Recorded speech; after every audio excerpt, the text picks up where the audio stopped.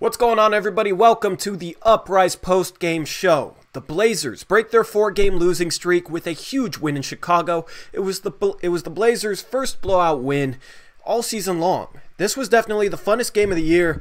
I'll get into it. I'm not going to have chat up for a little bit because I got to charge my phone. I'll get into issues with my phone and everything. You know, there was no podcast today. There was no... I'm still working on the mailbag. I'll definitely finish that tonight. I promise 100%. But other than that, man, very fun game. Very, very fun game. This was the funnest game of the year. I miss this feeling of enjoying Blazer basketball. I had a ton of fun watching this game tonight. Melo, 25 points, 8 rebounds, 2 assists. Melo was very, very impressive. Had that huge dunk in the fourth quarter. That was the funnest play of the season. Blazers defense looked a lot better. They moved the ball well. They hit some shots. It was just a complete game. It was a game we've been waiting for from this Blazer team all season long. It was the type of game that I knew this squad could play. This type of game shows why we were hard on this team for losing games like that Cleveland game. But we're not going to focus on the negatives tonight. We're going to enjoy this game. We're going to celebrate. I'm going to be live for about an hour, maybe an hour and a half. We'll see if we can get Eric in here. I haven't talked to him yet tonight, so we'll see if we can get him on this podcast because I'd love to have a post-game podcast after a win with my man Eric Brandt. So I can't see chat at the moment. As I said, I'll get that up in a second. But where I start with this game is, first off, defensively, we were playing with a sense of urgency and a sense of effort that we haven't played with all season long. You got Melo, you got CJ, you got Dame on the court with that starting lineup, but our defense looked good. Our defense was flying around. When we ended up having to scramble on defense, we were rotating well. Our weak side rotations were a lot better. We were communicating well. We weren't getting caught up in miscommunication and leaving guys completely wide open as much as we have in the past. There was some defensive breakdowns, but against a team like the Chicago Bulls, you can kind of get away with having defensive breakdowns here or there, and it didn't really come back to bite us. There was also a lot of really good defensive possessions that I saw. One in particular that really stood out to me is Carmelo Anthony he's a guy who communicates really well on the defensive end. He's not known as a good defender, but he knows where to be in terms of help side defense, in terms of in terms of weak side rotations. And he's a guy who will communicate for another teammate to go double team the ball, and then he'll get into the right help side position. There was a play there, I think it was start of the fourth quarter, maybe the end of the third, where Carmelo communicated to CJ to go double team the ball because there was a mismatch in the low post. CJ went and doubled, and Carmelo Anthony dropped back to perfect weak side position, and the ball ended up getting passed out of that double team right to Melo, and Melo got the steal, went back the other way. I think the Blazers scored, and that was just a good defensive possession, a good double team, and the defense played a different style of defense than we've seen all season long. There was multiple times where the big played up high, the big showed high on the ball, kind of shut down the pick and roll. We didn't get crushed on the pick and roll like we have in games past. Early on, Thomas Satoransky had 2 or 3 floaters where we were sagging the big completely to the rim. Most of the time it was Hassan Whiteside, and Satoransky was getting to that little 5-foot, 6-foot floater. But we adjusted. Terry Stotts adjusted the defense. So I'll give credit to Terry Stotts for the first time this season. He adjusted the defense, and it worked. The big started showing up higher. The big started playing the pick and roll a lot better, and we weren't really letting ball handlers get downhill on us on a consistent basis, which has been a problem all season long. But I also tweeted this out. Something to watch. I can't pull up the stats now, but something to watch in each game that we've struggled with is free throw differential and offensive rebounding. These are problems that we haven't had in past seasons, and these are problems that have caused us to lose a lot of close games where if we were not fouling at quite such a high rate, and if we were rebounding better, who knows what our record would be. We might have a winning record right now because those two things have been an Achilles heel of ours, and in this game, those two things were a lot better. We weren't giving up a ton of offensive rebounds. We were crashing the boards hard. We were doing a better job boxing out, and it was really one and done for the Chicago Bulls offense. They weren't getting second chance points. Also, we were crashing the boards hard offensively ourselves.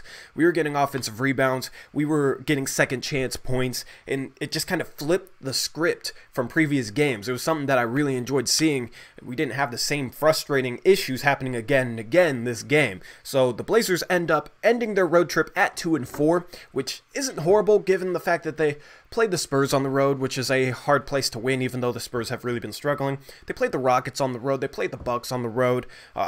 With their injuries, with how bad they've been playing, 2-4 on the 6-game road trip isn't horrible. This concludes that 18-game stretch where we had 13 games on the road, and when you look at it like this, things don't seem too bad. We have more wins than home games played. We have 6 wins right now. We have 5 home games played. You know, you do want a better record after first 18 games, but you know, maybe this is a turning point. But as I said last post-game show, I'm just going to take things one game at a time. This whole game, I'm not worried about the fact that we were 5-12. I'm not worried about, you know, oh, is this going to end up hurting our lottery positioning at the end of the season, or is this a win we need to make the playoffs, whatever. Like, I'm not taking things more than one game at a time when I'm watching the game, and that helped me enjoy the game more. You know, we come back home, we got some winnable games coming up, but just in terms of this game, we just needed a good performance, and that's what we got. So I'm going to turn on my phone here. I'm going to pull up your guys' chat because I haven't been able to see anything. I can't see if there's any donations or anything. If I click off my software screen here, then it will end up freezing up the stream. So I gotta load up my phone. I'll get into your guys' chats. We'll talk about Melo for sure because Melo was really, really good. You can tell that the guys really like seeing him do well. That dunk he had, that move he had baseline for that poster. That was such a quick move, a quick, strong move. And the fact that he's able to make a move like that still, that looks good, man. He was 10 for 20 tonight. One of those was a half-court heave. So let's say 10 for 19. Half-court heaves, I don't think they should count as field goal attempts. So let's just say 10 for 19. That's over 50% from the field. I think it was 3 for 5 from 3. I'm trying to remember off the top of my head. That's an efficient night. Andy played solid defense. And also, Melo moves the ball better than I expected. He quickly makes the extra pass, maybe better than any player on the Portland Trail Blazers team. There was multiple times where he caught the ball and zipped a pass to somebody immediately, and that helped spark good ball movement. We had good offense off of Melo making the right pass and moving the ball well, which is something that I did not expect to be saying. CJ McCollum can take inspiration from Melo, man. Melo's known as a ball stopper, but this dude was making the right pass. There was multiple times where he caught the ball in the corner and he was playing well, so guys were closing out hard on him, much harder than they ever closed out on Anthony Tolliver, Mario Hezonja, or Al-Farouq Aminu, or Maurice Harkless. And Melo, when he was closed out on hard, he either attacked that closeout and got good shots, good pull-up shots, or got to the rim and got fouled, or he was making that extra pass. There was a couple assists that Melo should have had where he got guys wide open shots. Anthony had a wide open shot in that first half off a great Melo extra pass. There was a play that was impressive where they ran the pick and roll. The ball handler didn't have the pass to the roll man, which was Whiteside, so he swung it to Melo, who did have the angle to throw it into the big, and Melo caught it, immediately zipped it into the big man. It was Hassan Whiteside, he scored. So there's a lot of good, promising plays, a lot of plays that I really enjoyed seeing that game. So, all right, we got the chat up, making sure I didn't miss any donations. If you guys do want to donate to the show, there's a PayPal link in the description. There's a Patreon link in the description. If you donate $10 a month or more on Patreon, then you can come join me on a post-game show or on a podcast. So I'm just gonna go back, look through chat a little bit. This opening dialogue's over for now. Eric, let me know if you want to join, because we got a good game to talk about. We got a good feeling on this post game show for once. So we're just gonna enjoy this stream tonight. It's been a while since we've been able to enjoy a stream, man. We had that Spurs win, but that was what, a week and a half ago. We had lost 10 to 12 going into this game, so I'm not used to feeling good on a post-game stream. So I'm going to soak it up. I'm going to enjoy it. I'm going to hang out with you guys for a while. We're going to talk Blazer basketball. We can talk about NBA basketball, whatever you guys want. Putting the kids to bed. All right, man. Yeah, just I'll open up Skype right now. The stream might freeze a little bit. Actually, I'm going to put up the thumbnail while I open up Skype. Because as I said, when I exit out of my software, everything starts freezing up. What kind of chips are on my dresser? Oh, I didn't even worry about what was in the background. I ran home because I didn't watch this game at home. I like getting out of the house to watch games a lot of times. I set up so fast, I forgot to remove all this stuff from my background. So I'm going to do that. I have Skype up. I'm gonna pull this back. Yeah, I'll be back.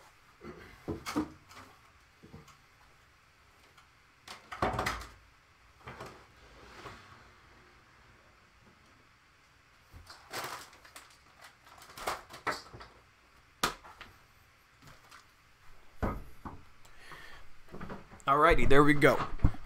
Eric, just call when you are ready to join the show. There we go. What kind were they, though? They were like some hot Hawaiian barbecue chips or something like that.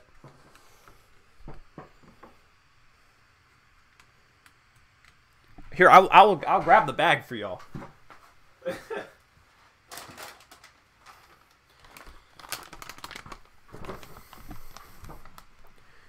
Hawaiian kettle-style potato chips, luau barbecue, sweet and spicy.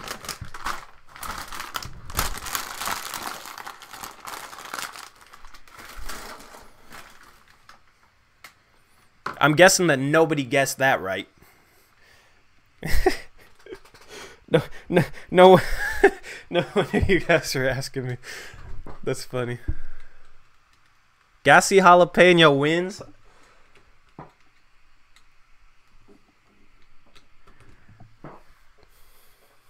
That's funny. Try the mango ones there. Mango spicy chips. Like, are the mango ones spicy? We're already talking about food. Oh, my volume was at 100. If Eric called, that was going to make me go deaf. All right. You were all on that. Yeah. So, what do you guys want to talk about from tonight's game, or do you guys want to talk about chips? Like, I could talk about whatever you guys want. We're going to have a long stream here. Going to chill for a while. Rodney Hood MVP. Rodney Hood's so efficient, man. That dude has so much confidence in his shot right now. He did miss a couple good shots down the stretch, but yeah, let me pull up the stats. I'll go through the box score right now, and then I'll answer your questions on the game. Actually, let me check my fantasy football score.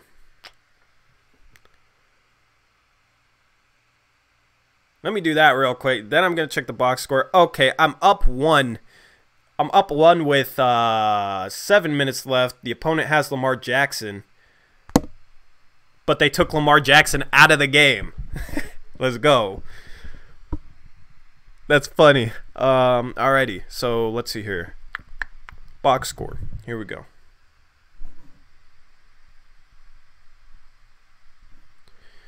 So the final score was 117-94, 23-point win for the Blazers. We had Carmelo, as I said, with 25 points, 8 rebounds, 2 assists. Hassan Whiteside, 13 and 12. If we had Hassan Whiteside against Cleveland, we would have won that game. If we had Hassan Whiteside against Philadelphia earlier this year, we would have probably won that game as well. So injuries have hurt our record.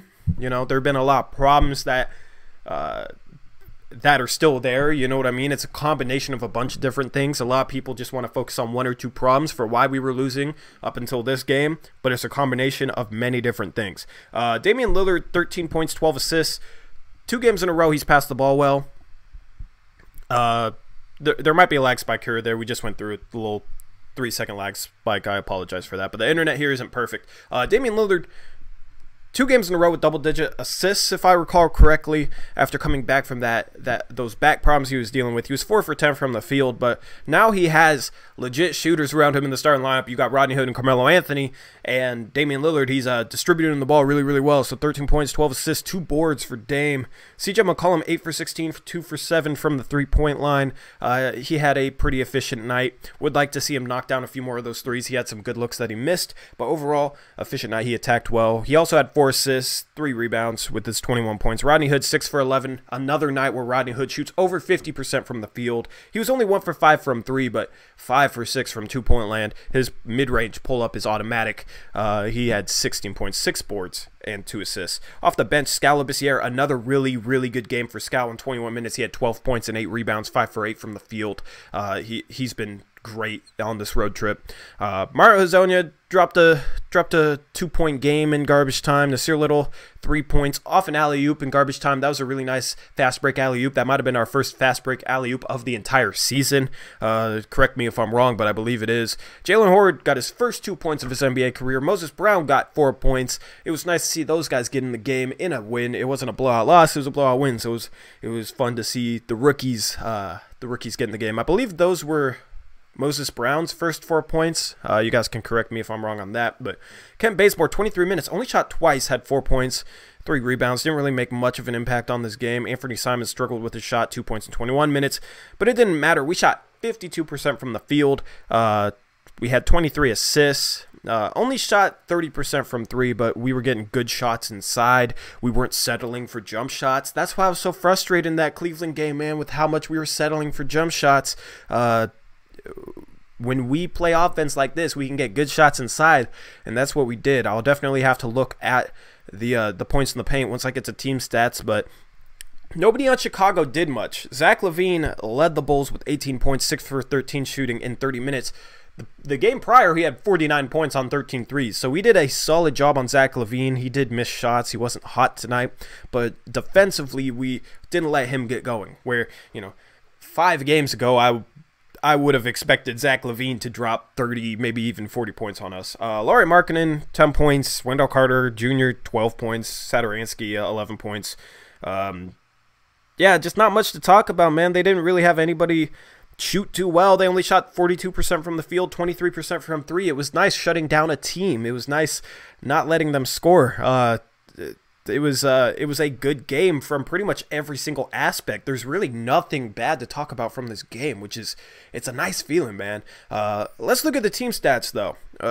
As I've said, we outscored, obviously we outscored, we won the game. We outshot the Chicago Bulls from the field, from the three-point line. We also had more free throws than them. In many games, the opposing team has had more free throws than us. So that's something to watch to see if we can improve that. We didn't foul them as much as we've been fouling other teams. They were 13 for 20 from the free throw line. We were 17 for 22. So that was a good development. Also, we out-rebounded a team 55 to 37. Also, we out-rebounded them on the offensive boards as well, which there was less offensive rebounding opportunities for us because we were making more shots, but we still had 13 offensive rebounds to their 8. So offensive rebounding and free throw differential has been the two areas where we've really struggled this season that we haven't struggled in years past, and we had an edge in both those areas, and that really helped us get a 23-point win. Points in the paint, we had 50 points in the paint, which I like to see. We were attacking the paint well, we were moving the ball well, getting the ball inside, and we were getting shots inside, and that's something that we got to continue to do. If our jumpers weren't falling tonight, which our jumpers weren't really falling tonight. We were 29.6% from the three-point line. But we didn't force a bunch of bad jump shots. We got the ball inside. We moved the ball well. And that helped us drop a 117-point game. That helped us shoot almost 52% from the field. This is what I've been talking about, how we can't just keep settling for jump shots if they're not falling. We need to attack the paint. Fouls were even 20 to 20. We had a 28-point lead at one point. That is the box score. Those are that's the stat line for this game. So I'll answer your questions now. I'll talk about whatever topic you guys want me to talk about. Yeah.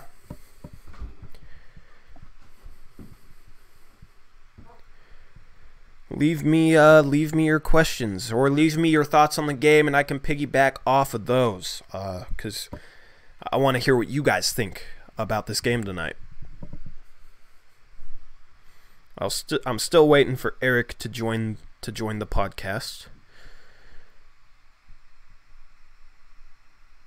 He's wrangling his kids right now.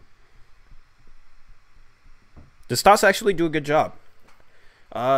He made a defensive adjustment, which was good. The team moved the ball a lot better. which was good. The team didn't settle for jump shots, which is good. You know what I mean? Like, hopefully that was a point of emphasis from Stotts. A lot of the times it's like this team keeps doing the wrong thing. The coach, if he is making a point of emphasis, isn't getting through to them, which is a problem. Or if he's not making a point of emphasis, then he needs to make it a point of emphasis. As far as, like, you know, settling for too many jump shots, not moving the ball well, not pounding the ball inside. They improved that today. You know, I'll give credit to the coaching staff. I don't know. It's kind of hard to tell, you know, how much of that is the coach and how much of that is the players just playing the right brand of ball. But this is the type of games they should be playing. You know what I mean? So I'll give credit to Stotts. That defensive adjustment was good. Our defense got a lot better after we adjusted the way we were guarding the pick and roll, and we moved the ball well. It was the thing I noticed is it didn't really take us long to get into our sets, and our sets didn't really bog down. You know what I mean?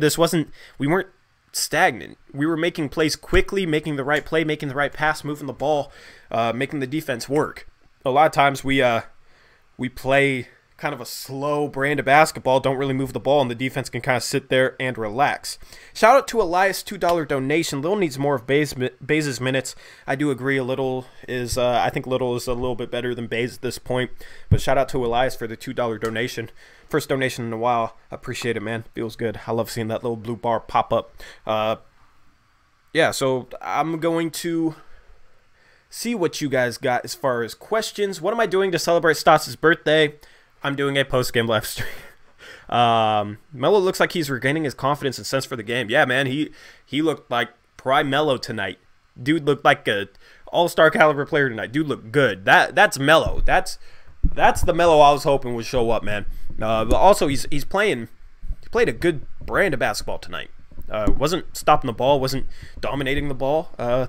Just kind of played within the system, which is what we need from Melo.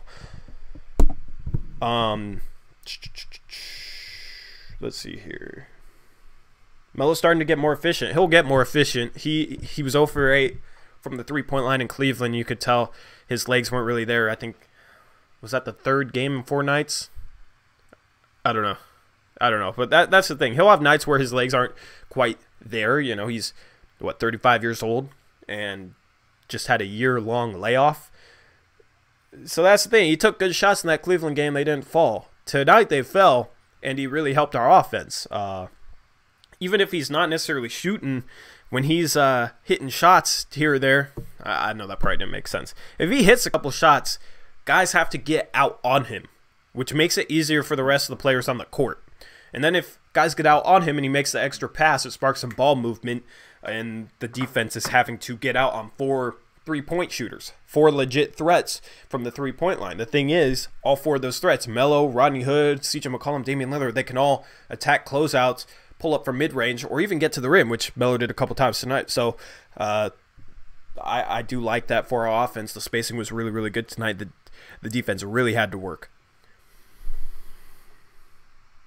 What do I think about how we dealt with pick and rolls and traps this game? I really like the way we extended our pick and roll defense.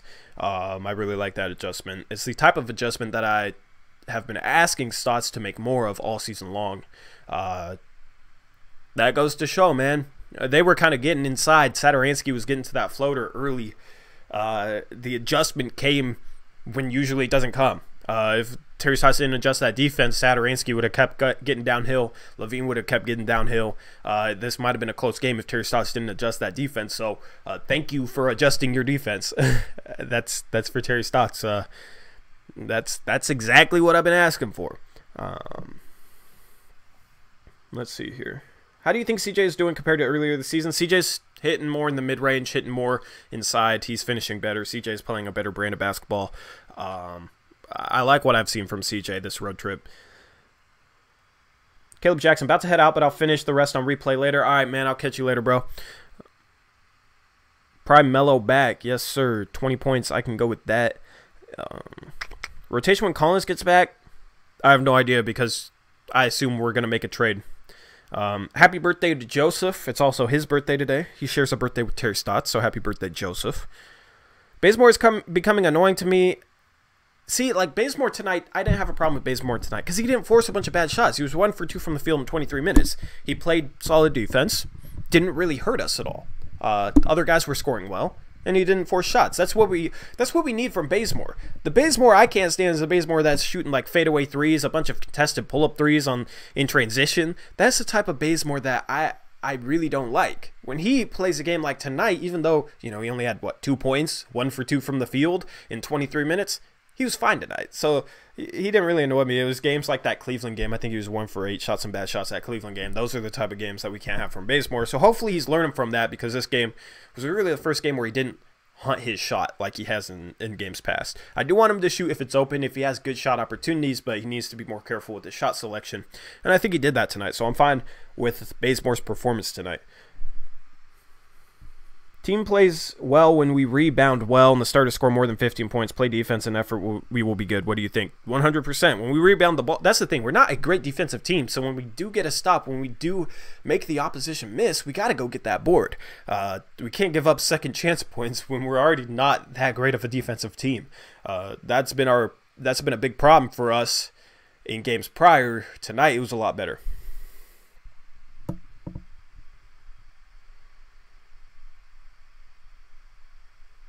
Cody Franklin, do you think Stotts went to his assistant coaches to ask for ideas of how to improve after blowing the Cleveland game? The head coach is in constant communication with the assistant coaches. They're constantly working together, so it wasn't just, you know, something that happened because of the Cleveland game. They're always collaborating. You know, like they're always working together. Should Melo be the third option over Rodney? I don't think you should designate third or fourth options or anything like that. You just go out there, play a good brand of basketball, move the ball, take the shots that are there. That's what they did tonight. It doesn't matter who, you know. Sometimes Melo might have a lot of good shot opportunities. Sometimes Rodney Hood might have a lot of good shot opportunities. I don't think you have to designate guys as a second or third or fourth option. So Rodney and Melo, take the right shots, make the right play. Simple as that. What are my thoughts on Melo? Talk to you. Flight Sports TV. Melo crushed it tonight. 25 points, man. It's nice having a power forward that can create off the dribble and make shots like Melo, man. We haven't had that type of power forward in ever since I can remember. Dude looked good tonight. Dude looks fresh. He looks like he has some legs. He looks like he's in solid shape.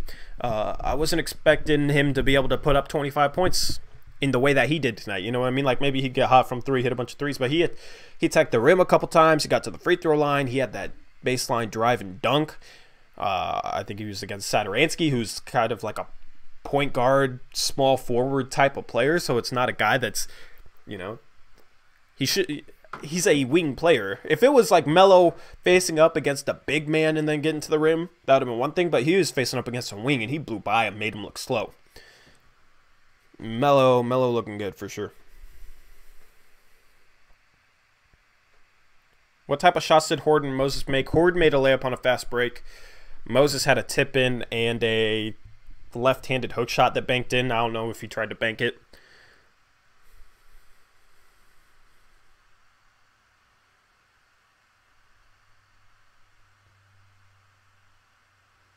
This man says same birthday as Stotts, not a good sign. Hello.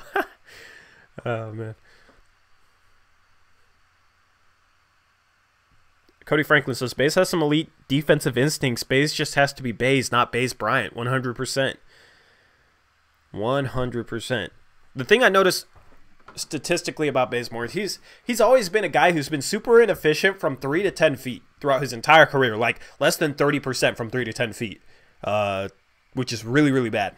This year, going into tonight's game, he was shooting a career-high 16% of his shots from that range, even though that's a super, super inefficient shot for him. So I want to see him cut down on those types of attempts. Either get to the rim or shoot threes. He doesn't have a horrible mid-range game, like 15 feet to the three-point line. I think he was shooting 57%. Small sample size, so he's not going to keep that up. But those like in-between shots, in between like layups and mid-range jump shots, he's horrible at, and he was shooting a lot of them this season. So he needs to cut down on those.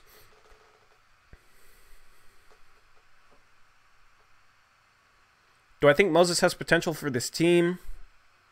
maybe 4 years from now. He looked awkward out there on the court tonight, which is to be expected. It was his second NBA game. He's kind of, he's 7'2". He's gonna be awkward, but maybe 4 years from now. He's so big. Maybe he can. He kind of moves a little bit like Whiteside. He needs to get a lot stronger, but maybe he can kind of be like Whiteside. Also got to work on his free throws, because that free throw form is super, super ugly. His free throw form is bad. Trade for Kevin Love, Otto Porter, or LaMarcus Aldridge. I'll talk trades in a video. I got that. I promise I'll get that mailbag out tonight. As far as our podcast today,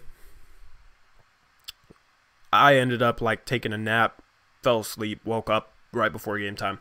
The reason is I have to you guys ever have that issue with phones? I think it's more of an Android problem than an iPhone problem, but you have to prop up the charger a very specific way inside the phone to get it to charge. Yeah, I have to prop it up and bend it a certain way and put something against it, put it on something to get it to be a certain way in the charger port to get my phone to charge. I ended up falling asleep taking a little bit of a nap, and my phone didn't I propped it up, thought it was charging, didn't charge, so I didn't have an alarm. So that's why there was no podcast. Stupid reasoning, but that's why we didn't have a podcast today. But hopefully I can get Eric on soon. I'm waiting for him to call. What kind of phone do I have? I have a Galaxy S8, I think. OKC's next game should win that. Also, we play Chicago again at home.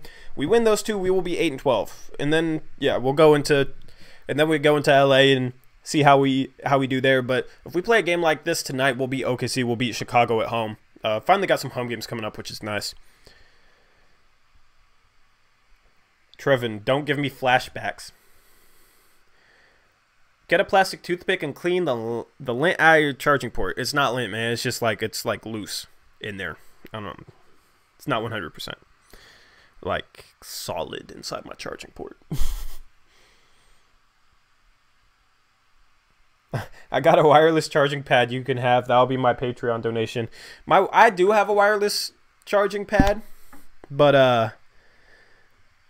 it is super, super slow. Super, super slow. So I have a fast cord. So my phone died. I was like, okay, I'm going to take a little bit of a nap while this charges. So I plugged it into the cord, which charges it 3 times faster. And it didn't work for me. So been slacking on the content, but now we got a good one. Now I'll feel good about editing this mailbag. I already recorded it, so I got you guys tonight. You need to upgrade your phone. I wish I had the money to upgrade my phone. The guy who loves b-ball, if you want to leave me a $600 super chat, then I'll upgrade my phone. Worked for Verizon for 11 years. You got a fast charge pad? Dude, that'd be dope. That'd be dope. Let me know what type I should go get, because it's been a struggle, man. It's been frustrating. My phone's at 1% right now, actually. Crap. I just realized that. I forgot.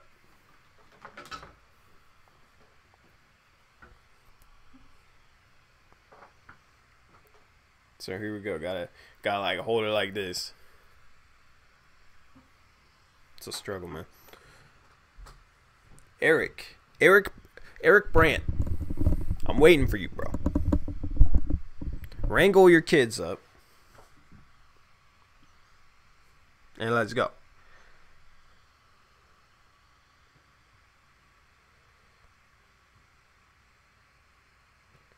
Do you think we get this win without Melo?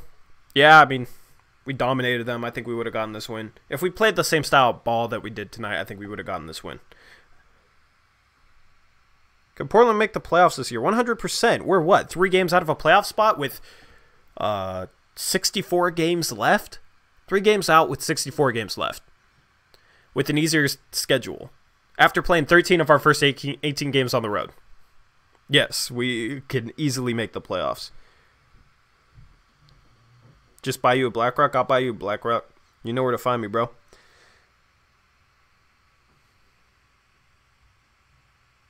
Cody Franklin, the season's been bad when Charles is off the Blazers hype train.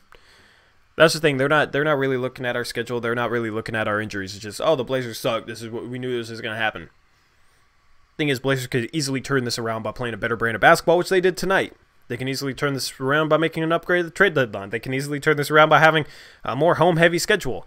After this game, like, let me do the math here.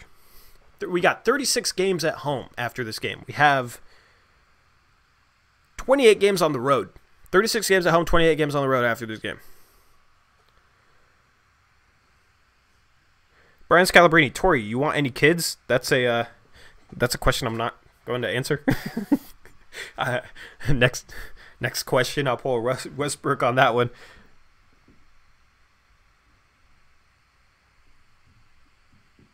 Melo's playing great offense. Yeah, he wasn't efficient going into tonight. That Cleveland game hurt his efficiency. He was like 35% from the field, 32% from three. But that's going to be a lot better after tonight.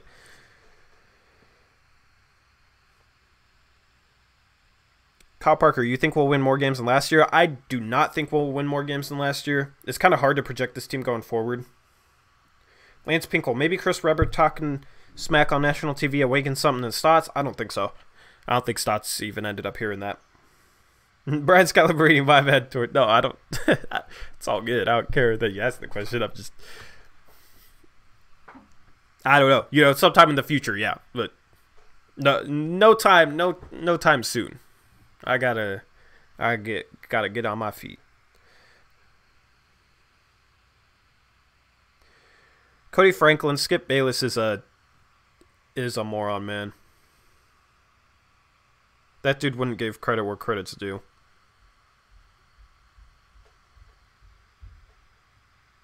Damian Lillard is definitely not the problem with this team and the way they've been playing. Manveer Boyal says, I'm just joining the Portland Wave now. Huge Melo fan from Toronto. Y'all have awesome fans. Appreciate it, man. We got a lot of Melo fans in here. I will put out like a Melo Portland hoodie sometime soon, so stay tuned for that. I'm working on design right now, but I got to keep Portland Melo. Got some Keep Portland Melo gear coming out. I'll do a giveaway and everything.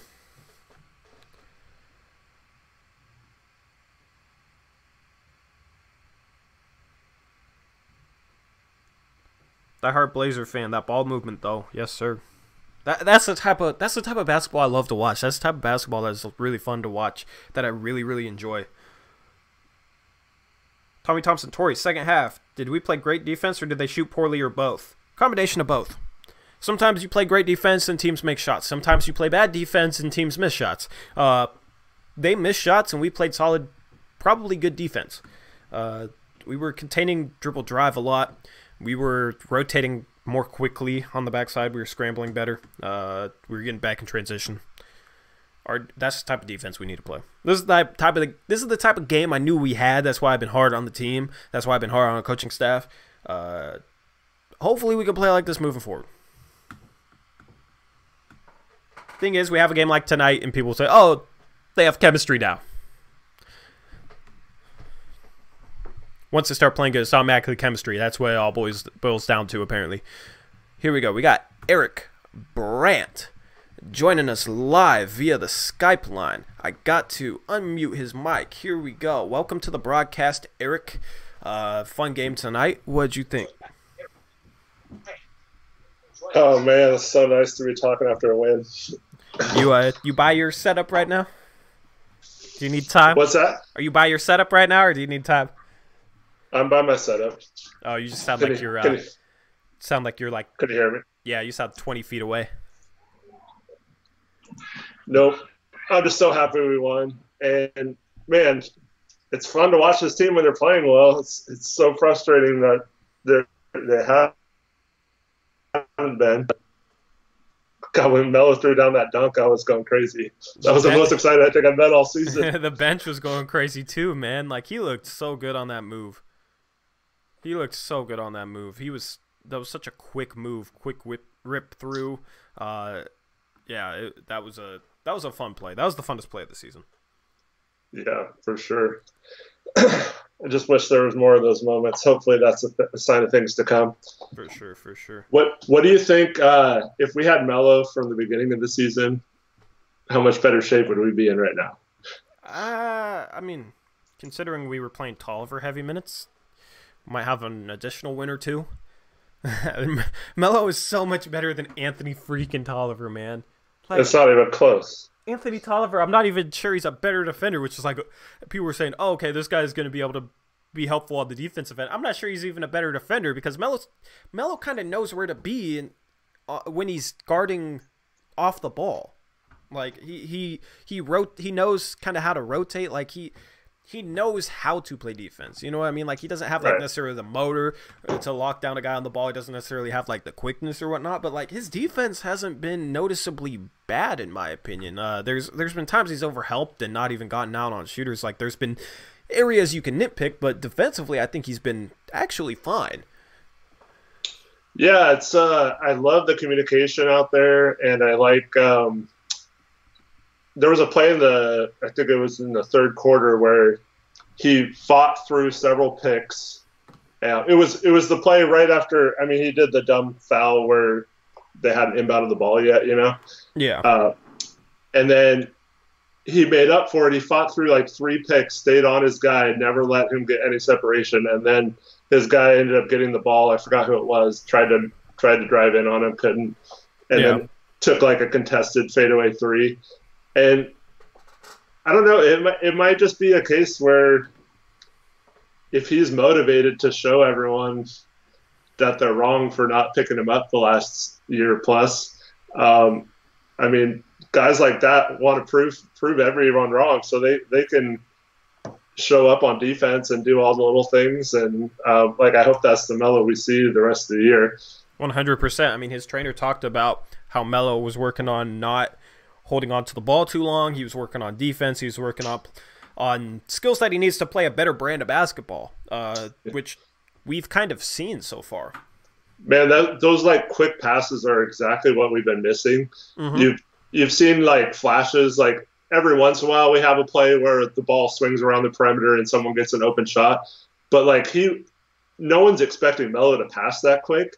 So like Whiteside got that easy shot off of one of them. He had a seal underneath where he dumped it off to him. He probably should have had way more assists than he did tonight. He had several good passes where he could have taken a shot and he normally probably would have, knowing him, but he kicked it to someone else. I think Simons missed a couple of those. Yeah, but it was so cool to see him making the extra pass, and then and it's obvious that his teammates like him already. He's not a locker room problem like some people thought he was. Yeah, I don't know why people were saying that. Like, and you even pointed out, like, his teammates say that he's a good guy in the locker room. Like, he's not. I don't know. He kind of gets a bad rap that I feel like is unfair, and I don't know. He's kind of. He's not going to be a problem. You know, he might be unhappy if he ends up playing 0 minutes, but when he came to Portland, he was saying that he just asked the organization to just be honest and upfront with him. Right. And we're starting him. He knows his role. He knows kind of what he needs to do. Tonight, he definitely did at a very high level. Yeah. And some of the things we're talking about are coming to fruition. Like he's setting good picks on the pick and roll. He makes it so the defense can't just trap Dame right away. And if they do trap Dame, he's more than capable of bringing the ball up. He did that several times where he just got a rebound and dribbled the ball up himself. And like Harkless and Aminu, I guess, tried to do that sometimes. He got a little better at it, but you never felt comfortable with him doing that. Yeah. And Harkless certainly never did that. But like, I feel comfortable with him running the offense too. You know what I mean? Yeah. And that's something that's like crazy to think about, but that's like a huge. Hold on a second. I hear you. I'm muting you. Yeah, it sounds like it's getting chaotic in there. So, yeah. Well, we'll see when Eric gets back. Sounds like somebody's unhappy over there. Sounds like he didn't really succeed in getting his kids to bed. I don't even really remember what he's talking about. I'm trying to get my dang phone to charge, man. This is what I've been messing with the last like 10, 15 minutes. I need something to prop this up on. I don't even know. This phone's scuffed, man.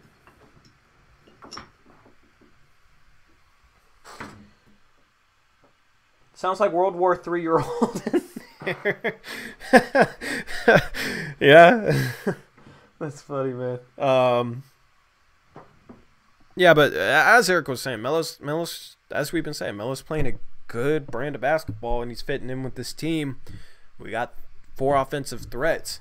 And the point I was going to make, too, is I wonder what Dame's stat line is going to be with this starting lineup for the rest of the season, if this is the guys he has.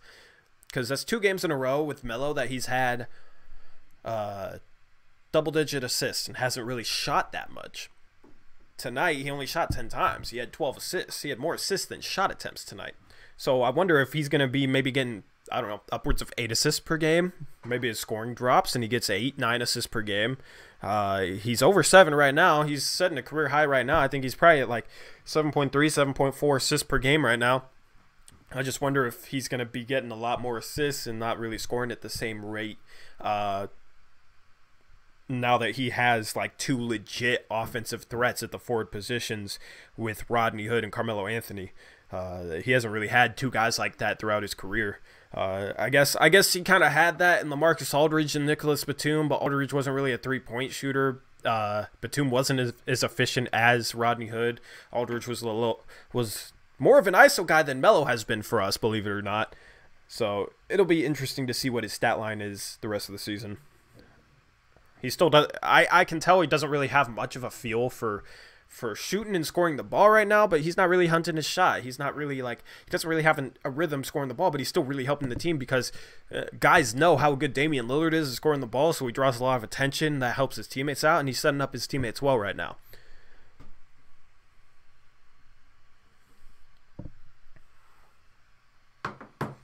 Yeah, I'll unmute you right now. Yeah, so yeah, I was just saying, I wonder what Dame's stat line is going to be the rest of the season because that's 2 games in a row he hasn't really shot much and had double-digit assists. That's 2 games. The 2 games he's had, Rodney Hood and Carmelo Anthony. I wonder how having those 2 guys as forwards going forward is going to like affect his stat line. I mean, I think you'll agree with this. Dame is super underrated as a passer and playmaker. Yeah, and that's something he's just hasn't been able to do much. It's not like he's had options or great people to pass to.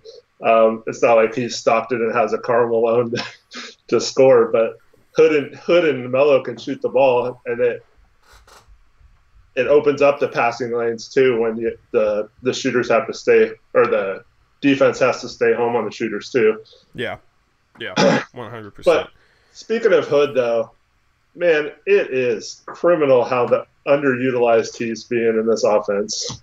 Yeah, I like that he did get 11 shots tonight, but I mean, the dude is the most efficient player on the team right now.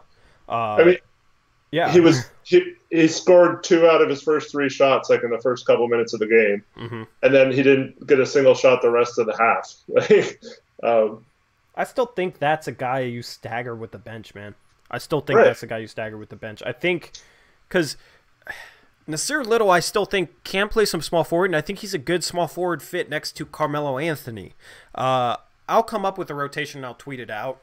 Maybe I'll put it in a video. I don't know. But I think you stagger Dame, or you stagger Rodney and CJ in a way that they play with the bench unit with Simons, and that's kind of your 1 through 3. And then you play some power forward with that lineup, and then move him over to small forward or something like that, and you cut Bazemore's minutes. I think that's the way you go. That way Rodney can get more shots playing with the bench lineup compared to playing with Dame, CJ, and Melo, because dude's been crazy efficient. He needs more shot attempts. There's a lot of times where we're struggling to score, and he's not getting sets ran for him, and he's not getting shot attempts. He had 11 shot attempts tonight, which was nice to see, but he's after tonight, he was 1 for 5 from 3, so his 3-point percentage is going to be like 46-47% after tonight. Field goal percentage is going to be like 52%. That's crazy efficient. His true shooting percentage is about 62-63%, which is absolutely elite, and that's with him struggling from the free throw line. He's only shooting like 75-76% this year. Last year, I believe he shot 88%. He's been a upper 80s% free throw shooter throughout his career, so he's struggling from the free throw line. He still has elite efficiency in terms of his true shooting percentage. Definitely need to get him more shots. I almost want, because now we have 4 people who can create their own shot, right, between Dame, CJ, Hood, and Melo. So I wish it wasn't like a set rotation. I wish, like, if Dame isn't scoring, take him out first. Yeah. And then bring him back in with the second unit and let him go to town against the other team's second unit instead of always playing, against their starters or whatever. Same with CJ. If he's got it cooking and he's hitting his mid-range, like, don't take him out then. Take someone else out instead. If Hood's hot, leave him in. If Melo's hot, leave him in.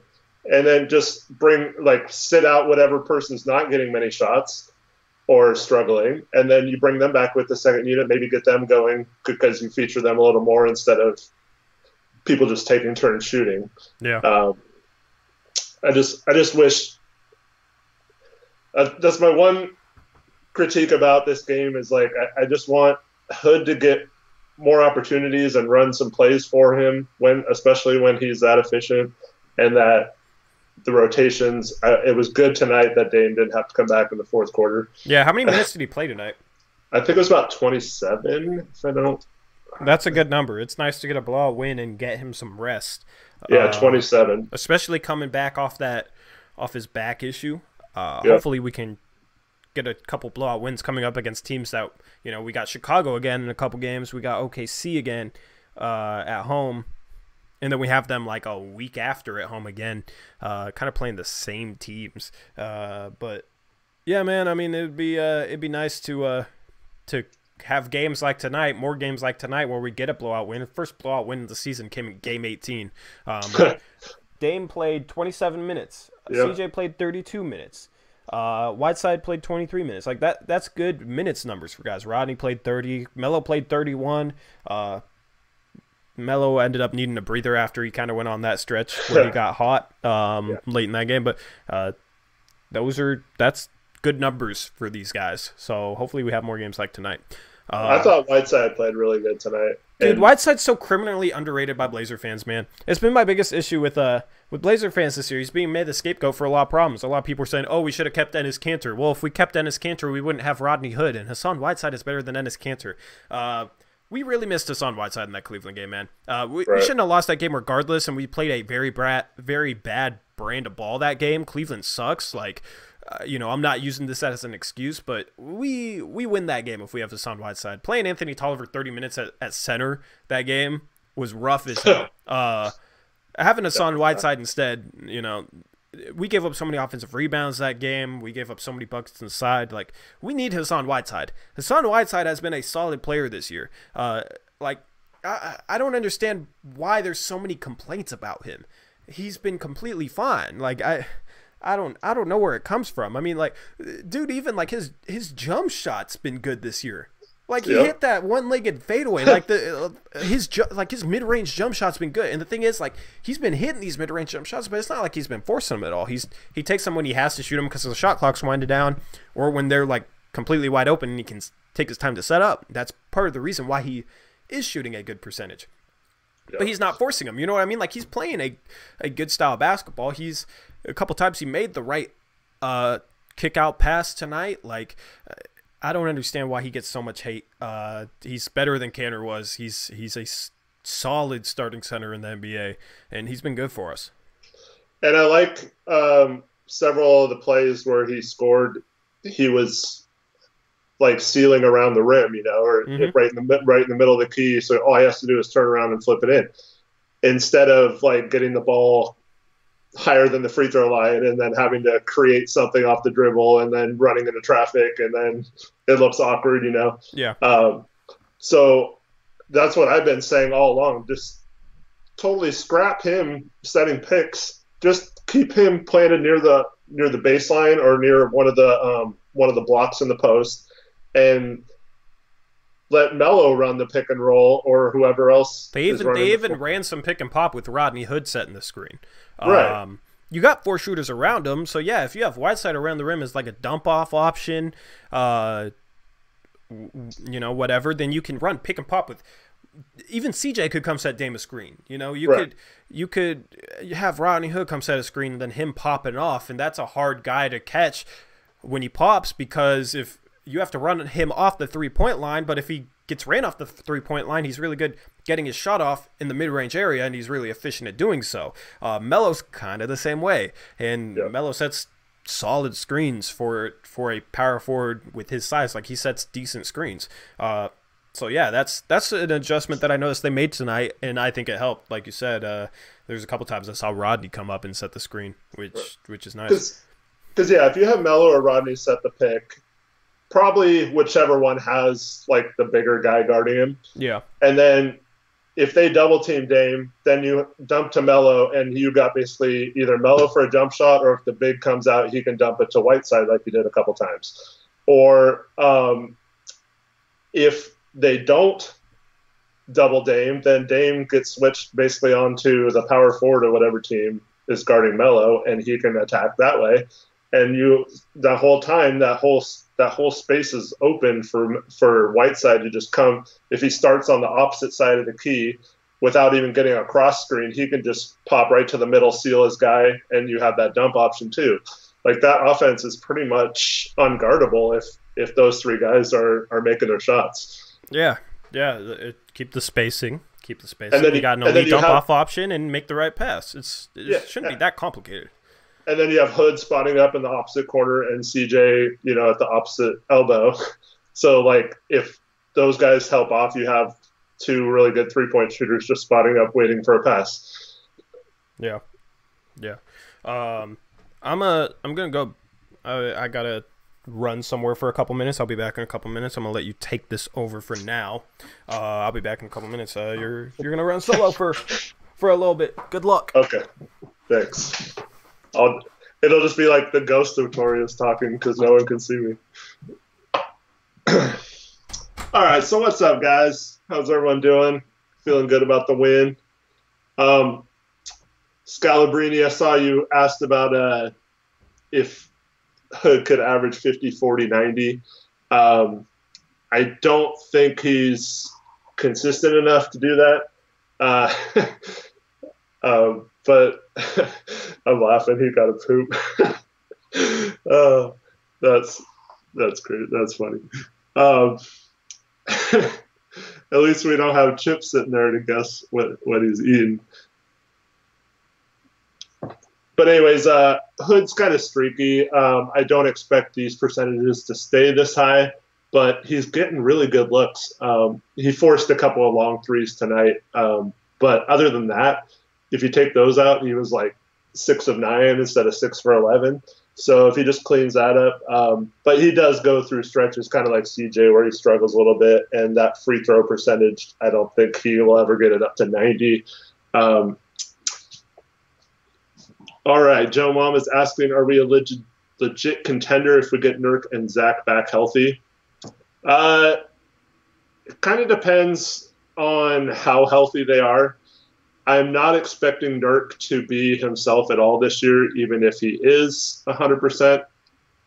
I mean, like, if he's back on the court, it's still going to be several months, I think, before he gets back into game shape and stuff like that.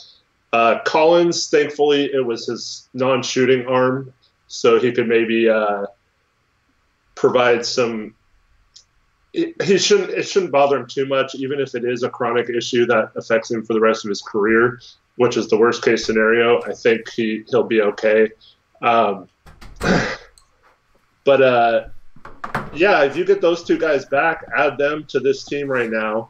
Plus, you make a couple of savvy moves at the deadline with picking up like two guys, just even the level of Hood and Cantor last year. And then you have a really solid team. I think that would be a tough out for any team in the playoffs if you have everyone clicking. Plus, all these injuries have given a lot of the young guys a lot of time to develop. So guys like Simons and Little and guys like that will be much more ready for when the Rose Garden drops the championship confetti. It better be from Eric's store. Yeah, hopefully. What's up, man? I'm back. But yeah, I do think that they could be championship contenders still. That's a lot of ifs, and a lot of things have to break their way. but they could still get back in it. I heard someone say this the other day. I think it was on the Peeps and Plaid podcast. So I thought he said something or I think it was Christian said something that was I agreed with. I think at this point, if they make the playoffs, they're going to be championship contenders because that means they're going to be, playing really well the rest of the season. But it's almost like harder to make the playoffs at this point than it is to actually be a title contender. So like, I'm more worried about them getting into the playoffs than I am being okay once they get to the playoffs. Because I think in order for that to happen, everyone's going to be playing well, and they have to be playing like they did tonight. Plus, they get guys healthy. And if that's the case, I wouldn't want to play us if I was some of those other teams. Yeah, it's going to be really interesting, man. I mean, this is going to be the most interesting season that I can remember. Just with the trade possibilities, just with the state our franchise is in. With the possibility of the West being wide open. I mean, like, the Clippers are the favorite in the West, but Kawhi has his injury issues. Paul George was hurt last year in the playoffs. I think the Lakers are a bit overrated. Their schedule's been super easy. Like, I think it's kind of wide open. There's parity. This is going to be very interesting to see how this plays out on the trade market with the way we rebound from this really tough early season start. It's going to be interesting to watch. For sure, yeah. I'm so interested in. We have 20 days now till that December 15th date where most of the league can be traded. It'll be really interesting to see what happens once that date hits. Yeah. Do you make a move pretty soon, or do you wait till closer to the trade deadline, see how it plays out? And then you have, when does Nurk come back? When is he going to return? What's he going to look like? How, when does Collins come back? How's Melo going to look the rest of the season? So many storylines, man. And one thing about how there was all those contracts in 2016 that are now in the final year? Yeah. So a lot of those guys are going to get cut this year. So the buyout market I have a feeling is going to be like robust right after the trade deadline. So I don't know if there's like a Canner level player we can sign, but there's going to be a lot of guys that could probably help us. And that's one good thing about keeping the roster spot open if we can survive and not have any more injuries, is that we can, even if without a trade, we have that roster spot to sign someone. Yeah. Hey, Gary, nobody's saying that we are going to go out and win it all or anything like that. We're saying that it's too early in the season to say, oh, we can't make the playoffs. Like, we still have a really good chance of making the playoffs. And if we make the playoffs, we'll be playing well. Roster's probably going to be upgraded, and we'll have a chance to make some noise and be a contender. That's kind of the way we are right now. Lance Pinkle, do we have any cap space to sign buyout candidates? You don't need cap space to sign buyout candidates. Usually buyout candidates just sign a minimum contract because usually what they sign for is just taken out of the buyout. Is that right, Eric? Like, usually it's like, so if a guy's making $20 million and gets signed for, let's just say, a $2 million minimum contract, and the buyout ends up being $18 million from the old team and they make $2 million. So that adds up to their $20 million. Yeah, it kind of depends. So some people agree to take less on their buyout so that it doesn't matter what they sign for. Yeah, like what they signed for is taken out of their original contract buyout, so it doesn't really matter what they signed for. Yeah. And yeah, we know we're getting ahead of ourselves a little bit, and there's one win, and we're still 6-12. But that's why I said I think it's going to be harder to actually make the playoffs than it will be to be a contender if we got to the playoffs. But anyways, so it's just going to come down for the buyout market is if, say, you sign someone for whatever the prorated contract for the end of the year for the last 2 months times you have to pay the tax because we're probably going to be in the 2 to 3 times the tax rate at that point. So it's just a matter of if Jody will pay the tax. And just another thing that I kind of mentioned in trades the other day, like if you make a trade for Blake Griffin where you're only giving up like the minimum. You have to keep in mind that not only adds like $5 or $6 million onto our salary, but about $20 million in tax too when you factor in contracts. Maybe you could get $5 million cash out of Detroit to help offset that in a way, you know, if the deal was good enough. So, you know, teams can trade cash. That might help make a deal like that happen. But yeah, it is definitely something to think about. No to Ryan Anderson. Ryan Anderson's awful. He's so washed up. He's worse than Tolliver. Like, yeah, I'd rather have Tolliver than Ryan Anderson at this point. But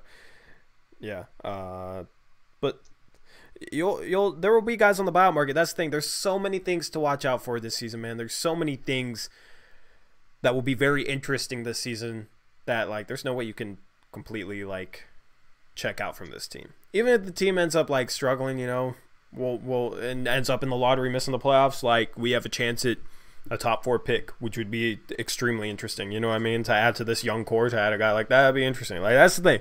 I don't see, like, this is going to be a good season either way. Even if it sucks, it'll still be good, so to say.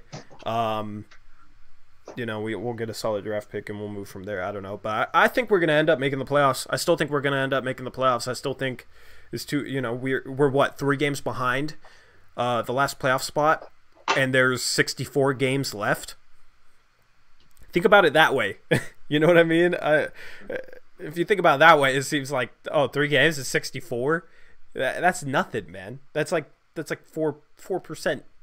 So, well, before this game, I think we had to go, or no, after this game, we have to go 44-20 just to win 50 games. And it's not going to take 50 games to make the playoffs, probably. But we do have 20 isn't out of the picture, though. I mean, we're not playing well, but our schedule is so easy down the stretch. It's so easy down the stretch, man. I think we have the easiest schedule from this point on for the rest of the season, given like how many more home games we have. We have more home games than any other team by far, like by like 2, maybe at least like 2 games or so. Yeah. And we got a lot of hard teams out of the way, a lot of hard games out of the way. We also only play the Lakers and the Clippers 3 times this season. We've already played the Clippers once. We play them again in the next week. We only play those teams 3 times, not 4. So that's, you know, our schedule is going to be easy. I don't think like winning 50 games is completely out of the question, but I think it's going to take around 43, 44 games. I expect us to win between like 43 games and 50 games. Somewhere in there is kind of what I'm expecting. I'm still optimistic. I was super, super frustrated after last game because it was Cleveland, but this game is giving me that good optimistic feeling again. You're already ruining your 1 game at a time, Steve. I mean, I'm not.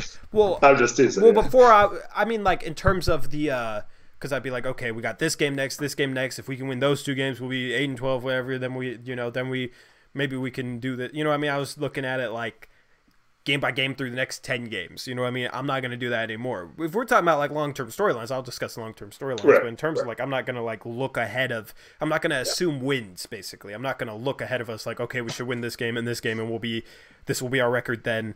You know what I'm saying? Because that's kind of what I did like with Cleveland and Chicago before that Cleveland game. I was like, okay, we should win these last 2 games. It'll be 7-11, and then we lost to Cleveland. It's like, okay, can't do that at this point with how this team's playing.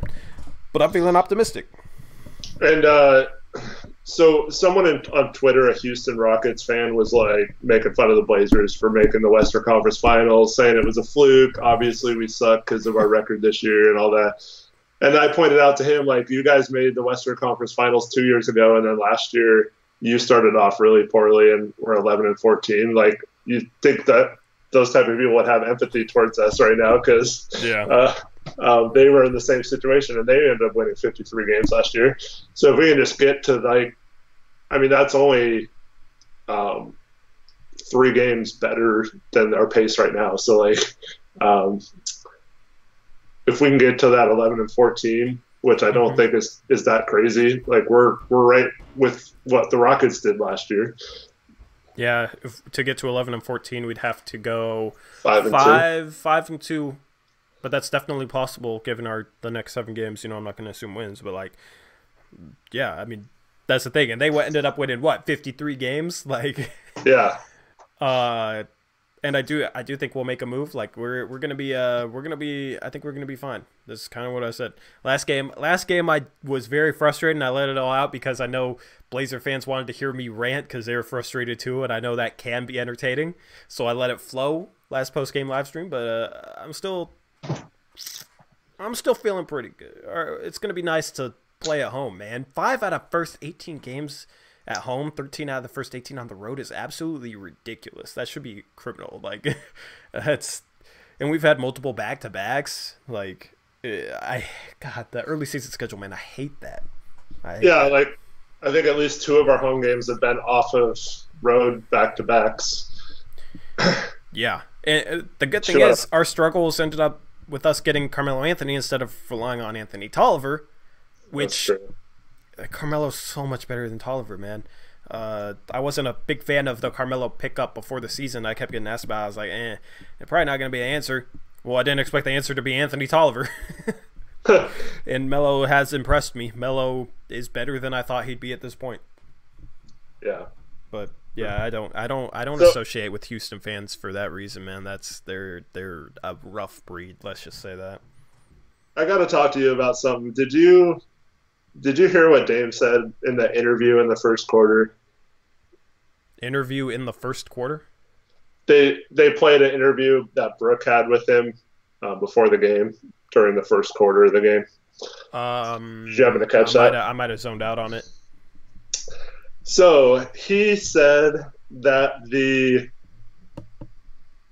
they're not running sets and the ball's not moving because of all the injuries and new guys like Little and all those guys don't know the plays yet, so they have been put in positions, put in roles that they weren't expecting to be in, which I know Dame loves Stotts, so he's going to support him and have his back. So I get that. But it's like, oh, really? Like, what did you guys do all training camp then? You didn't learn any of the sets? Like, I get that Melo has an excuse because he's only been here 4 games, hasn't really even had a legit practice with the team yet. But what all the other guys, like Little, like, he should have been practicing plays in training camp, whether he was going to play or not this year. Like, he should have known the offense. You know what I mean? Like, I don't think that should be an excuse. So that just really bugged me. And it's like you need to teach them the offense in training camp so they know the offense. Like, and then the other thing is, it's not like you've been saying this for years about their not running sets. It's not, or the sets they do run not being great sets to run all the time. And the lack of ball movement. The lack of ball movement's been there for a while. And the thing is, even if you don't know sets, you still should be able to move the ball better out of freelance.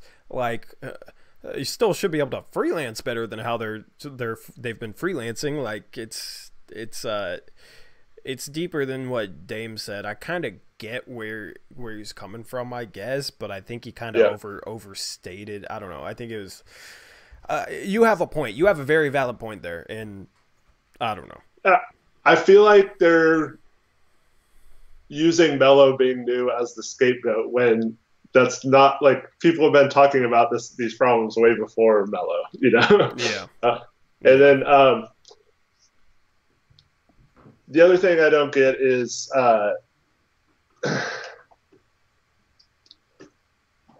hold on just a sec. I'll be right back. Alrighty. He'll come. Yeah. I'll mute myself. Yep. He'll come back with his follow-up point. I won't even mute him. I'll just tune in with chat. He'll come back with whatever else he was going to say. Gassy Jalapeno. WTF is training camp for? Yeah, I don't know. It's for limited sets, I thought, but Dame with a PR answer.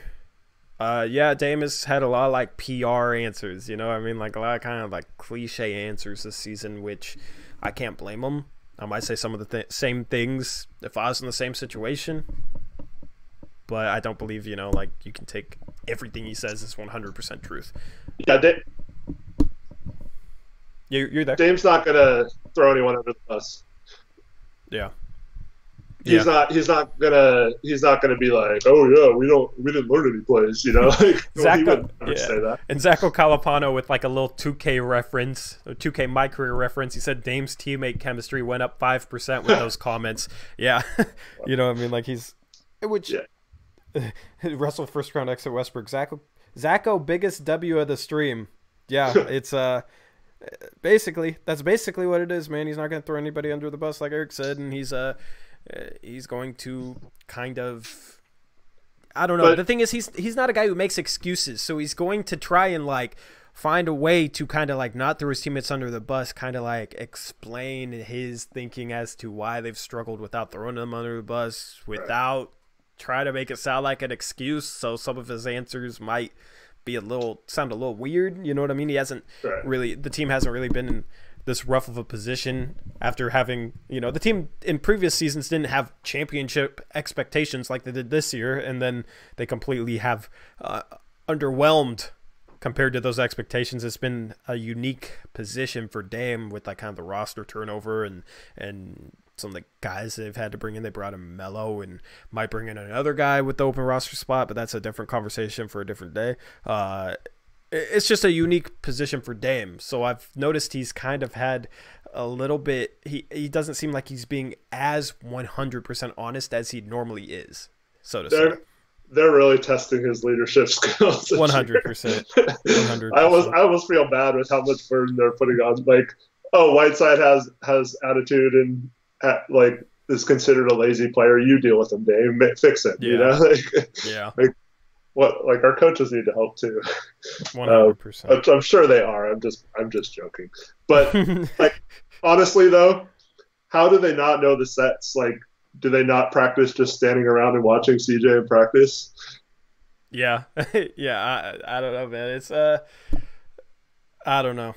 I'd love to watch their practices just to see what their practices are, but I don't know. I don't have an answer for you, dude. I have no idea what they're doing if guys don't know sets because they haven't had enough time when we're in game 18 and have only one new player.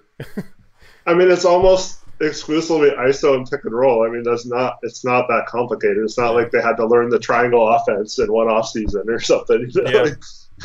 Yeah, I don't know. I mean, like that's the thing too. Is just like, okay, if you don't know sets, like freelance better then. You know, if you guys are struggling to pick up sets, like work on freelancing better. Work on cutting. Work on, you know, moving off the ball, moving the ball. Yeah, work exactly. on playing the style they played tonight, because a lot of that was through freelance, and they actually played a good freelance style of basketball, moved the ball, got good shots, made the extra pass. They played a good style of basketball. I don't know why it took to game 18 to have a complete game of doing that, because there's been flashes here or there. I don't know why it took till game 18 to have a complete game of doing that, but, you know. Chicago's defense also sucks. That kind of probably helped us get into a playing the Bulls definitely helps. But yeah, so I don't know. Without Otto Porter Jr. too, so we got 2 winnable games coming up. I mean, we'll see if they continue the style of basketball. Hopefully, this isn't just a 1-game thing, because you know they could easily turn around and lose to OKC at home. That's something that this team would do. But I'm hoping they figured some things out tonight. Zacho, we got your back with the Danny Meringue thing. I don't know if you want to talk about that or not. Let me just give me like 10 seconds to think about what I want to say on that.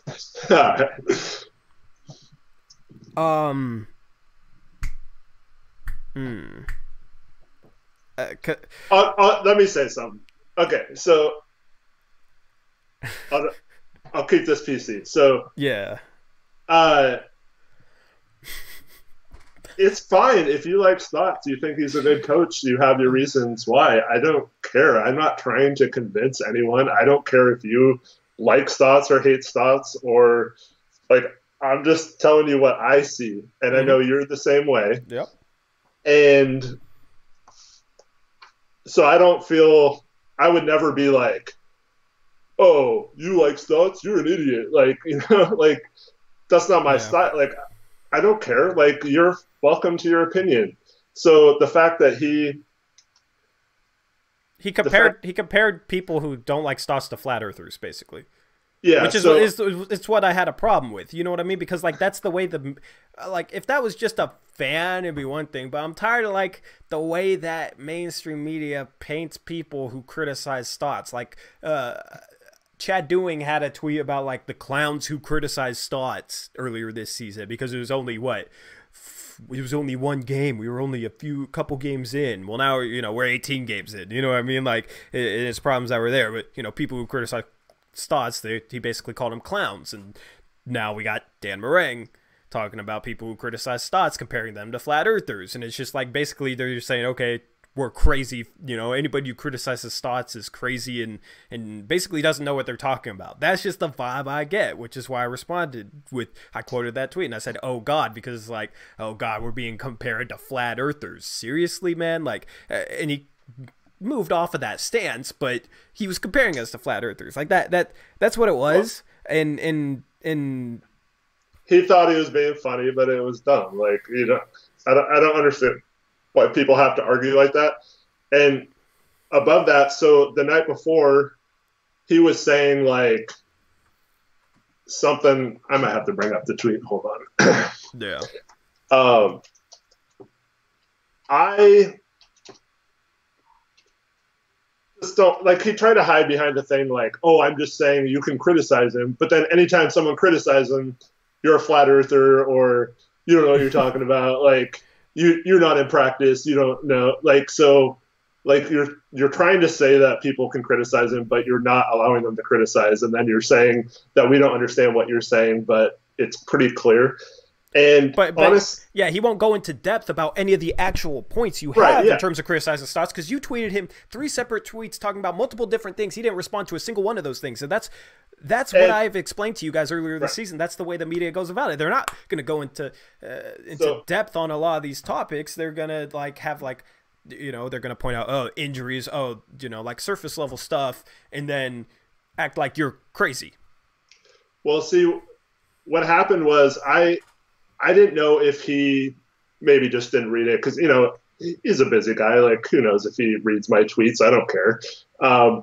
But he mentioned something I said he private messaged me later and mentioned something. So I know he read those, but he didn't have any response.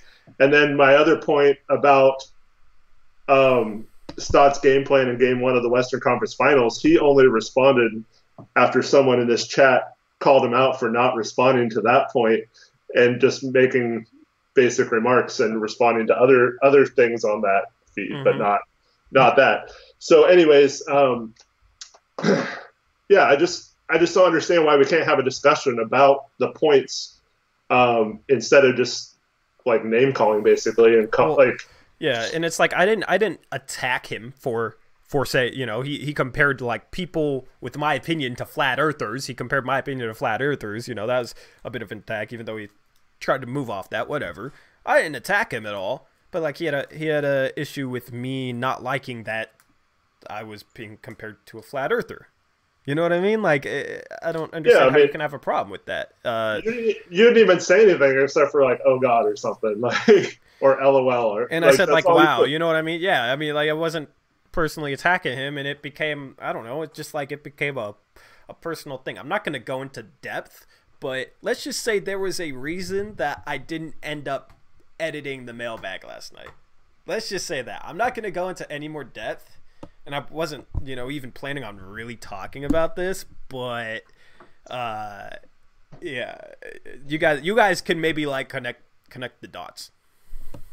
Let's just say that. But I didn't like how he was attacking Zacho, man. Yeah.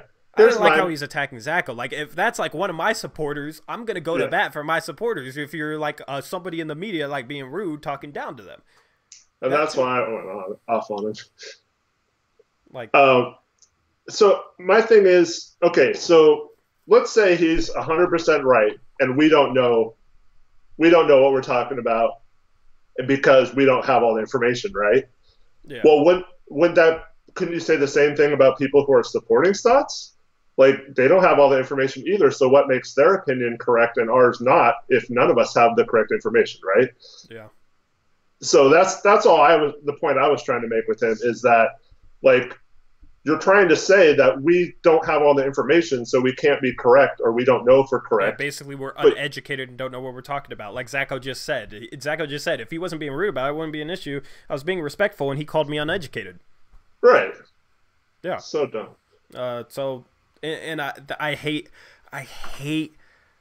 people that talk like that, and I work hard not to like talk like that, and I hate when people in the media like use their platform and know they have a bunch of followers. I would just kind of like go with whatever they say, and they use that to like talk down to other people. I don't like that. That was just kind of my interpretation of it. And that's fine, but then don't try to act like you have zero issues with people being critical when you just call them flat earthers. Like that's BS. That's two-faced, and I don't like that crap. Like, either just say you don't have issues with being critical of the coach. You don't agree with them, but you don't have issues with it. And leave it at that. You don't have to be like, oh, people are stupid. They don't know what they're talking about. They're uneducated, Like, that's the kind of stuff that a media figure like that should not be doing with people on chat, Yeah. And to keep the record clear, I have no issues with him. I've never talked to him in person, so like I don't know the guy. He's kind of brash. I'm kind of brash. Sometimes that clashes. You know what I mean? I have a problem here or there, like with the way he'll like talk to people he disagrees with. I mean, like maybe it's his tone, maybe that type of thing. But I don't have an issue with him. I even defend his show to people that come in here and say like, and like completely like hate on his show. Like, I try and be as like polite and politically correct to like other people in the media. You know what I mean? Like I say like, okay, his show isn't for me, but like, there's other people who do like that show. That's why it's on air. Like there's different type of shows for different type of people. I defend his show, but also like if somehow like I got brought up on air, he would probably cloud me or talk bad about me. I don't know. You know what I mean? So it's like, I don't know. It's just I don't have any issues with him. I don't hate him. I don't dislike him. I dislike some of the things he does, some of the way things he says. But other than that, like. Yeah, just don't like talk down to people. Don't sit here and compare people to flat earthers and call them uneducated when they disagree with you, as if you're like the only one who's educated. Because I mean, like it almost just comes across as like, since he's the one, the media guy, since he's the one on TV, he's the only one who's educated. Anybody who disagrees with him like can't hold their weight in a conversation with him because they don't know what they're talking about. Yeah, like that type of thing is just stuff that the type of discourse that bugs me. And you've actually gone out of your way to make sure you don't say anything negative towards that show or anything. So yeah, I don't get why the disrespect, but I don't get it, because he was known as like a stats guy, right? Mm-hmm. And like proves his points with numbers and stuff like that, but he doesn't seem interested in engaging in actual conversation with actual data and stuff like that when it comes to the coach. He only has to resort to these kind of tactics. So it's weird, man. It's weird because he started off on our forum. That's how he got his start. He started on our forum, got noticed apparently within 10 posts, and got recruited, which had never happened in our forum history. It was literally 10 posts or whatever, like whatever. I guess a lot of people read the forum, even though there's a lot of other people that make posts like his, really good posts that could be like an article somewhere, and nobody ever hit them up. But like he got started on our forum, and he wrote articles that were actually like solid articles, used a lot of statistical evidence, provided with good context. It was solid writing, and like he's kind of moved away from that, and now it's like it's just I don't know, like he won't even have a discussion with you about like specific basketball things. You know what I mean? So it's just kind of, it's strange to me, man. Yeah. I don't know how I want to put this. So his overlying point with the Stotts thing was that Stotts doesn't have final say in certain things. He was trying to say it without like 100% saying it, but he told some people like they're dumb if they don't think that the front office forces his hand on like who to start or certain situations and stuff like that. Yeah. Up until this point, everything I've heard from both Olshey and Stotts is that they stick out of each other's businesses, right? Mm-hmm. So like Stotts has been very clear that he doesn't have any input in the draft or free agency. He trusts Olshey to bring players in. And Olshey has said that he doesn't mess with Stotts coaching and all that stuff. Now, that could have changed this year with the bad start. But once again, it doesn't excuse stuff. Like, if you're talking about starting Tolliver and, like, why would – it doesn't make any sense. Because he specifically said that you're crazy if you don't think, like, Tolliver is being forced to start or something like that, or if that kind of thing doesn't happen. And like, why would he be starting Tolliver and then not play him at all the next night, right? Why would he start him and play? Why would Olshey be telling him to start and play Tolliver 30 minutes and then not play him at all the next night? Exactly. That doesn't make any sense. So like, it almost seems like a convenient excuse. And the thing there's been, we talked about this the other day, how Isaac Robb got fired from Talking Ball because he was critical of the team.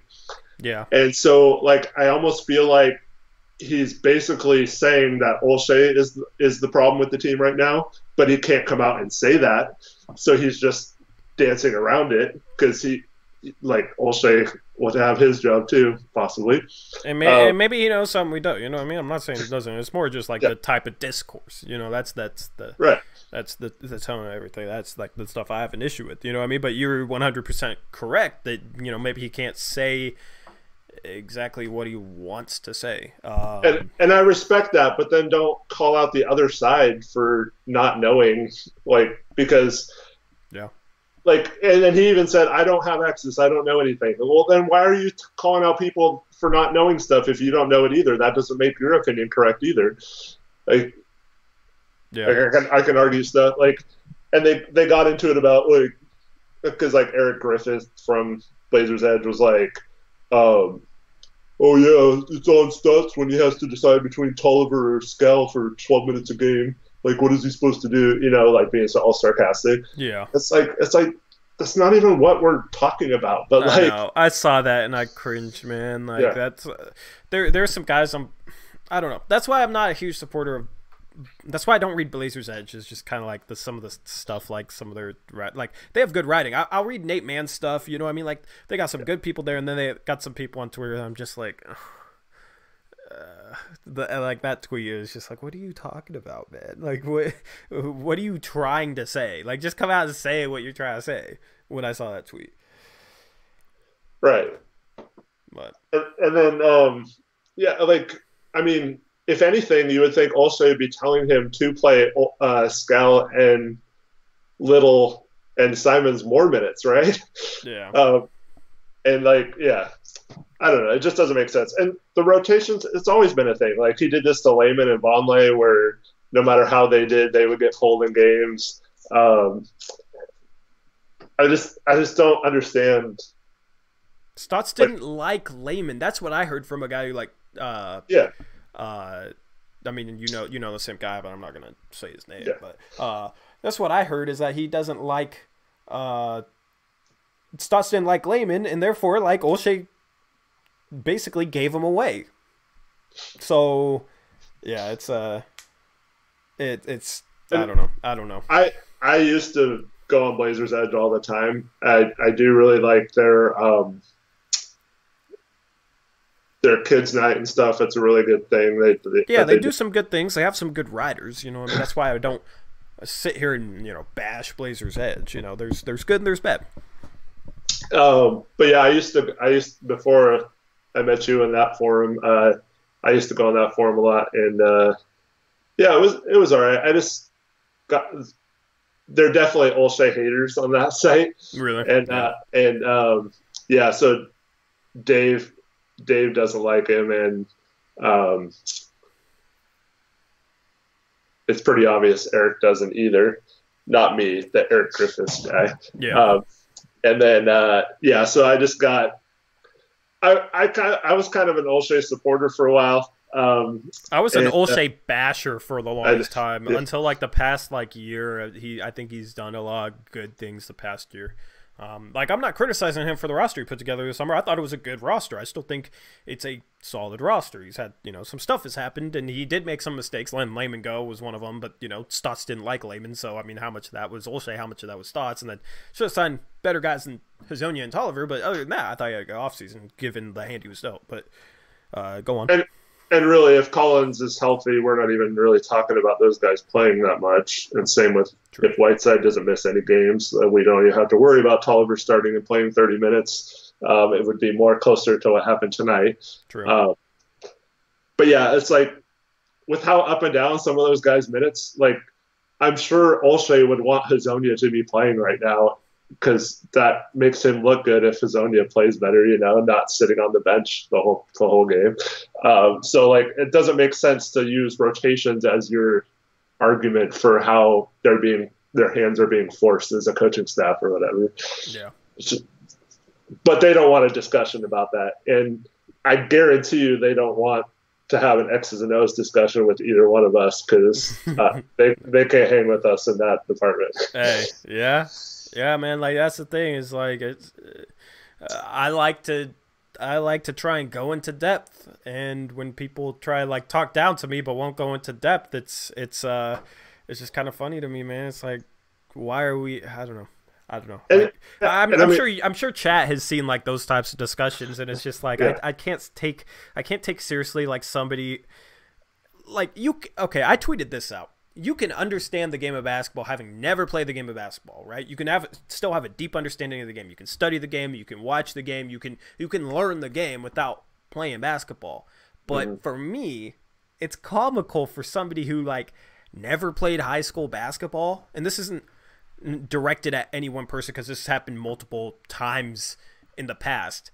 It's so comical to me to have somebody who didn't even like play like high school basketball, never played organized basketball, try and tell me that I don't know basketball or I don't know like what I'm talking about. Like, I played high school, I played college. Like, I'm not saying that other people can't know what they're talking about if they haven't played. It's funny when people who haven't played try and tell me I don't know what I'm talking about. Like, that's just God, or like I'm uneducated or I don't know, that type of thing. But usually it's the same type of people who won't like go into depth about basketball in like how I would want to have a discussion with them. So it's, I don't know. and just for a guy like Dan Marang, he can't be critical of Stotts. Like, I understand that. Like he can't just come on and bash a whole game plan or everything that we do. Yeah, he can't do what we do. Yeah. So I totally get it, and I'm totally fine with that. That's what he like. He wants to keep his job. I'm sure he's very happy being like when they got promoted to being the post-game show and all that stuff. So I'm not blaming Dan at all for that not participating in that. But then don't attack people who don't like him. Like just stay out of it then, right? And that's what I don't like, is just don't call us out if you're not gonna engage in the conversation. Yep, 100%. But let's move off of this topic. That's a pretty good response from both of us, I think. Somebody said something about like, what was it? Brian Scalabrine. It was Brian Scalabrine that said it. Thoughts on Blake Griffin liking a tweet about a Piston fan saying, "Take Blake from us," after the Blazers winning last week, then unliking the tweet later. I never heard anything about that. That's kind of interesting. I would love to get Blake Griffin. As I've said multiple times, Blake Griffin's kind of struggling. The Pistons are struggling. That's the number one. That's the best trade target out there. That would be like a fit for us. Because it makes no sense to trade for a starting guard. It makes no sense to trade for a starting center. Like, we need a really good starting forward. He's the best starting forward that has a possibility of being on the trade market. So He comes with his issues, like he's being paid a ton of money, and he's had some injury concerns in the past. But in terms of like the one player we could go and get that would raise our ceiling the most, it'd be Blake Griffin. So if he wants to come here, that'd be dope. Because I want him here.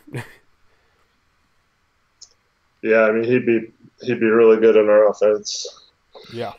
They did end up winning tonight. They are starting to look a little bit better. They're 6-11. Dude, I have a bone to pick with you. What's up? So I made all my picks prior to our podcast that was supposed to happen today. You act like I wanted to miss that podcast. I didn't. Dude, it's my phone's fault, bro. There was 11 games tonight. Pending the outcome of OKC and Golden State, I'm 7-3 so far, and I'm not going to get credit for any of that. Bro, you know, there's a bunch of nights left. You'll be fine. Actually, Golden State's up 7-2, and they're 7-point underdogs, and I took them, so I was about to be 8-3, man. Oh, you'll be okay. You'll be just fine. I know. Try come on here and tease me. No, I shut down your teasing like that, man. You don't gotta say you're kidding. I'll just shut it down myself. Let's talk about. We did have a lot of NBA games tonight, so let's look at the scores. The Nets barely beat the Cavaliers in Cleveland, but they didn't have Kyrie Irving, so they beat the Cavs without Kyrie Irving. No excuses for Brooklyn. They were missing Kyrie and Kevin Durant, but no excuse for them. They took care of business in Cleveland. Dinwiddie, 23 points. Jared Allen, 22 points, 9 for 10 shooting. For Cleveland, they didn't have Kevin Love, but Jordan Clarkson's been playing really well, had 23 off the bench. Tristan Thompson didn't go off again, which was ridiculous that Tristan Thompson went off against us. They were running iso ball through Tristan Thompson at the start of our game, and it's like, what the hell am I watching? And the fact that we couldn't pull away from them during that stretch was frustrating. Pacers beat the Grizzlies. We have John Morant ended up getting hurt. Hopefully he's not out for a while. That would suck to have the top 2 picks out for long stretches this season because John Morant's been killing it for them. So hopefully he's fine. Pacers have rumors Zion could be back in like mid-December. Yeah, it'll be interesting to see if he's able to stay on the court. I want to see Zion, man. I don't think he's better than John Morant though. I think John Morant's the favorite for Rookie of the Year at this point. Hopefully John Morant is still the favorite because if he's out for a while, you know, that probably throws that into into turmoil. I don't know who would be the number 1 Rookie of the Year candidate behind John Morant, but who's the second best rookie so far this year behind John Morant, you think? Chat, you can let me know as well. About that. Kobe White looks terrible today, but he had some big games. He's been super inefficient, though. Yeah. He's just way too streaky right now, way too inconsistent. I haven't really looked at RJ Barrett's numbers. He's has a 45 true shooting percentage or something like that, and he's just playing 37, 38 minutes per game. No, it's little. There's maybe Rui might be up there. I know I'm forgetting someone. Tyler Hero's been pretty good for Miami. Who was the 4th pick last year? The 4th after RJ. DeAndre Hunter. No, he's not a candidate. Yeah. Shoot, man, I gotta look up rookie stats because I know I'm forgetting someone. Culver started tonight. Yeah, he hasn't really been putting up the numbers though. Yeah, no, I'm just saying. Yeah. Shoot, man, who am I forgetting that's playing really well as a rookie right now? Brandon Clark's been solid, but okay, here we go. NBA rookie ladder. Let's see. I just clicked on that same thing, right? Okay. Oh, Kendrick Nunn. Didn't he play last year? I thought he played a couple games last year. Everything I heard is that he was a rookie, but yeah, that's what I've heard too. I thought he played. He was on a roster last year. Yeah, I'm not sure. But yeah, maybe Kendrick Nunn, which would be the first undrafted rookie to win Rookie of the Year. Golden State had him for a stretch last year. Eric Paschal. Yeah. God, if any of these guys played the Blazers every night, they'd be Rookie of the Year, right? I know, especially Paschal. Yeah, I guess I'm not forgetting anybody. Brandon Clark's been solid. Yeah. My phone died, so there goes chat. My crappy charger, man. I'll keep up with chat. Yeah, any interesting questions, any donations, let me know. I gotta get this thing charging again. I didn't realize it's at 1%. It's a struggle with this phone, man. It's a struggle with this phone. I wish I could pull up chat. I wish I had a... I can't wait till I have a good computer, dude. It'd be so much easier. I'll have like everything set up instead of having to set up everything with my laptop. That's why there's sometimes a delay with me going live after a game. Also, I wish I could pull up chat right now, but if I pull up chat... Eric does better at acknowledging his peasants anyway. What? His peasants? Hey, man. What? Who said that? Reed Newcomer. Hey man, I love all you guys. I don't think I'm better than anyone. No, so he thinks you guys are. He thinks you guys are peasants. Let's not get it confused. Oh yeah, I'm lagging because I have the chat up. Am I lagging? Was I lagging? I totally would never think that about any of you guys. I'm a good person. He's an asshole. Yeah, I'm sure. Is chat lagging more right now? Because I have my chat screen up and I can't tell, if it's lagging more. If it's lagging more, I'll close out on the chat. But I got chat on my computer. Just a lot of times it lags. But I don't know. Pokey Bob keeps saying Eric Paschal and Kendrick Nunn, which we said a while ago. So it must be lagging. Hopefully Jaw's not out for a while. He's kind of the runaway favorite for that award. Which is who I had preseason winning that. Gassy Jalapeno asks, does Olshey and Stotts keep rookies off the court to keep their value down so when it's time to re-sign them as a restricted free agent, they're not as pricey? I kind of think so. Explains why they don't pay rooks. My opinion on that is I feel like Stotts just trusts veterans more, and that's one of the reasons why you haven't seen guys like Tolliver and Gasol on the roster. Because Olshey probably knows that Stotts would play them over the younger guys. And that's one of the reasons why, you let Ed Davis go so Zach can get more minutes. You let Curry go so Simons can take a role. I mean, not that that was necessarily their choice, but that's why you don't sign another guard to mix up with that. But, I kind of got the feeling – with Layman last year that's kind of what they were doing. And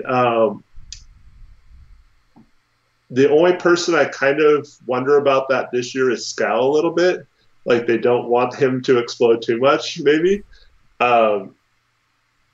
Because they probably want to keep him, but they don't want to pay him. They can't really afford to pay him like $10 million a year. So there could be some of that. I would hope that a team that is trying to win a championship would not be worried about that kind of stuff and just worried about being as good as they can be this year. There was someone else that happened to towards the end of their rookie contract that I definitely thought they were doing that with, but I don't know. They've been good the last few years. You have a good team. I find it hard to believe that they would do that kind of stuff. I'm sure in the back of their minds they'd love to sign some of those guys for cheaper or as cheap as possible, though. Yeah. Dame Dollar asks, do you think Luka should get the point guard all-star starter over Dame? I seriously doubt Dame will ever get voted in as a starter anyway, so Dame's going to have to be a coach's nomination there. So Luka's looking pretty good. I mean, I don't think they've announced any of the all-star voting yet, but Luka's probably going to get a starting spot. He's blowing up right now. Yeah, and he'll get a lot of European votes too.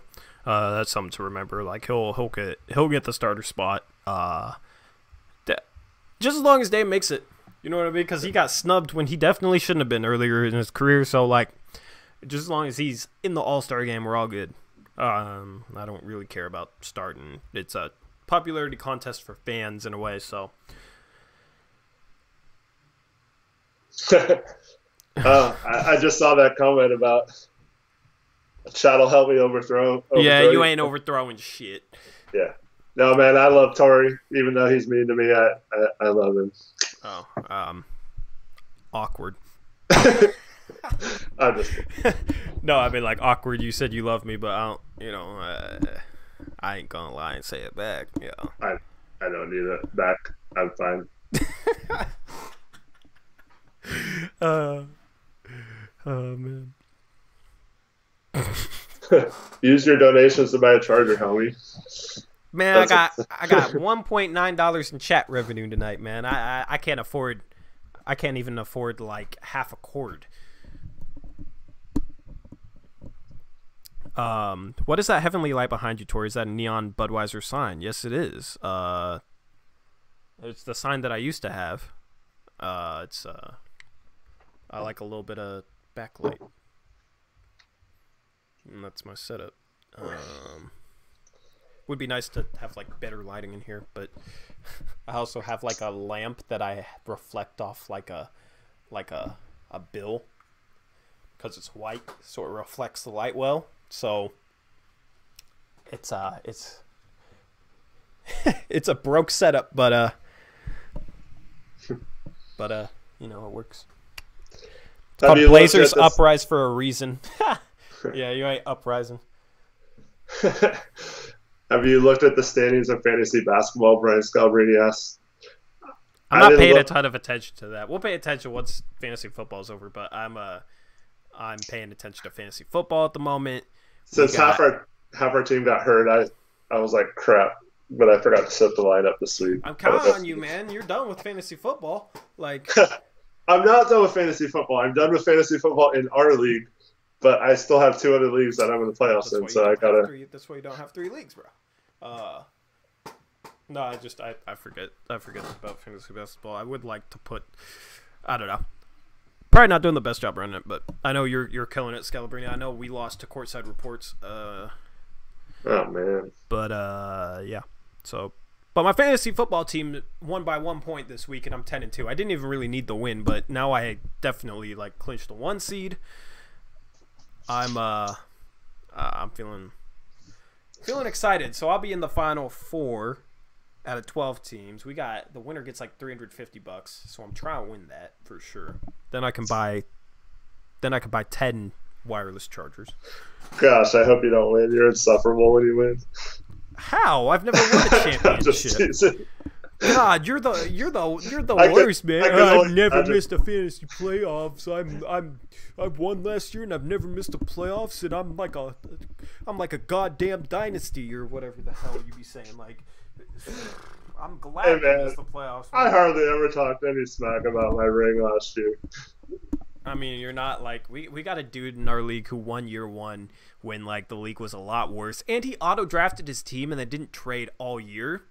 And he brags about that ring, and it's so annoying. It was an auto-draft championship. He didn't draft his team because the 2 years after that when he drafted his team, he finished second to last both years. This year, he's not making the playoffs. Like, oh, I got a ring. Like, you didn't earn your ring, bro. Like, there's an asterisk on that ring. So, going back to this mutiny thing, so Tori and I were talking the other day. He was going to let me try doing some videos. So yeah. You guys can support me on those. I'm not trying to take you over. I already said I like you. Bro. I mean, like I could shut down your clout in 1 second. Okay, but why would you do that? I don't know, man. Like, you let it go to your head. Like, you let the fame go to your head. You're like, you think you're this cult figure now. You got, like, peasants and stuff, and you're going to start a mutiny and, like, take over my platform and stuff. Like, I don't know, man. I'm starting to get a little bit worried. I'm starting to, like, wonder, like, what your true intentions are with this. Now you want to start making videos so you could, get more clout. And once you have enough clout, you're gonna like tear me down and ruin my career. Like, I know that, like, I feel like that's your blueprint. Like, you got plans on a whiteboard all written out and everything. What's funny is my whole intention is try to help you out and lessen the load for you, and now you're accusing me of like trying to steal your channel. Oh yeah, you try to lighten the load, right? You try to help me out. I'll let you be a cult figure. You can be like we got a section of our fan base that are like your peasant group that would overthrow me, and then I got my section.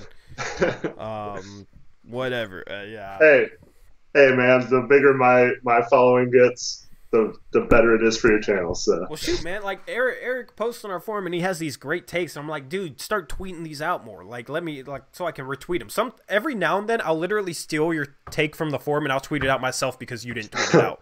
And I'm like, that's a good take, and I feel the same way, and I'll tweet it out because.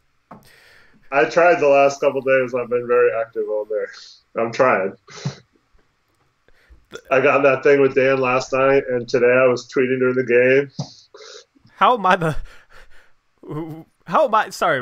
the Russell Westbrook of social media? What does that mean? Elaborate. Somebody said the thing is I can actually shoot. Yeah, like what are we talking about here, man? What were you saying though? I was saying the last couple of days, so I had that tweet thing beef with Dan last night, and then today I was actually tweeting during the game. I'm trying. I took your advice. I was doing stuff. I was actually on Twitter more than I was the forum today. I mean, that's how I am now, which I'm sure the Stotts lovers in the forum love that. But yeah, no, I tweet out. My Twitter's been growing pretty solidly lately. I'm getting close to 500 followers. If you're in this chat and you don't follow me, follow me. Yeah, I'm lagging. Yeah, it's because I had the chat up on my computer, but my phone has 9% now, so I'm gonna pull it back up on here, so it should be smooth again. Yeah. See, he's saying you're Russell Westbrook because you take all the shots.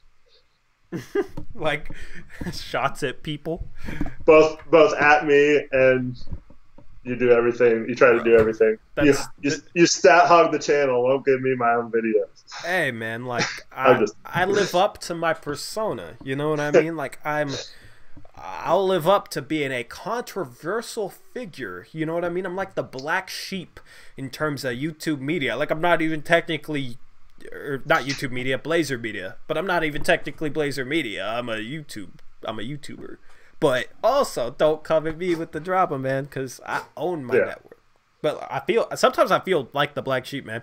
The way these media guys like look down on us for you know what I mean? But like I'll play up to that, and I'll be brash and I'll be bold just for the entertainment factor. You know what I mean? Like.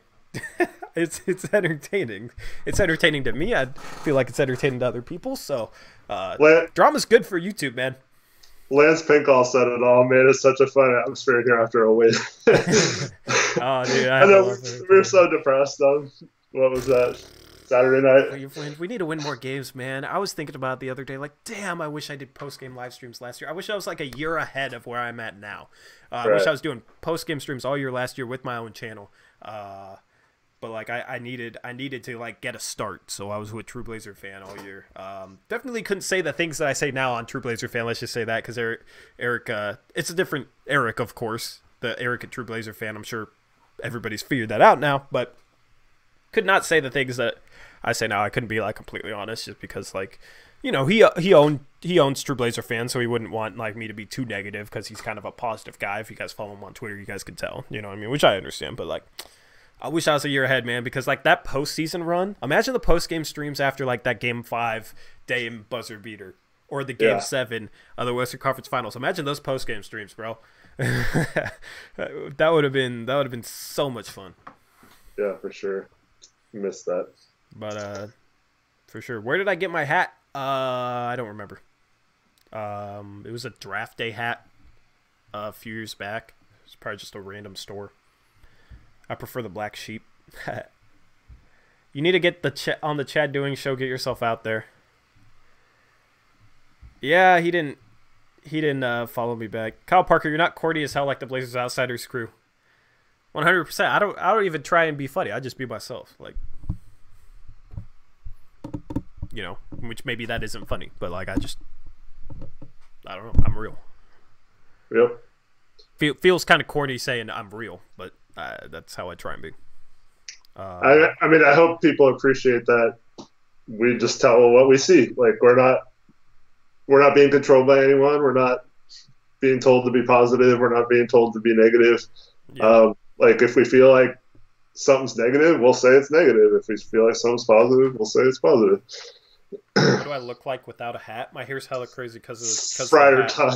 I need to I need to gel it and like fix it, but like there's a, I guess that doesn't look. Cause see, like my hair starts to fall down. Like I don't know. Usually I try and like get it up. Hey, Brian Scalabrine, really the trade deadline's like February 6th this year. It's always a Thursday, the first Thursday or the second Thursday in February, whatever that Thursday right before the All-Star game. Kyle Parker says the whole chat aspect is appealing too. You can interact with us, and that's cool. And that's what I love about this is, you know, YouTube's the way to go, man. Like with the last half an hour, we've just been goofing around talking with people on chat. That's awesome. You know? Were you in here when we were talking about like Panda Express and like what else was it? That segment was a lot of fun. I wasn't on live, but I was listening. Yeah, no, I know you weren't on live. I was wondering if you listened. Yeah, see, like this strand back here standing up all crazy, like wearing the hat. Tori's hairline. My hairline's fine, man. Like I know I got a big forehead, but like, where do you think that basketball knowledge goes? Like, shit.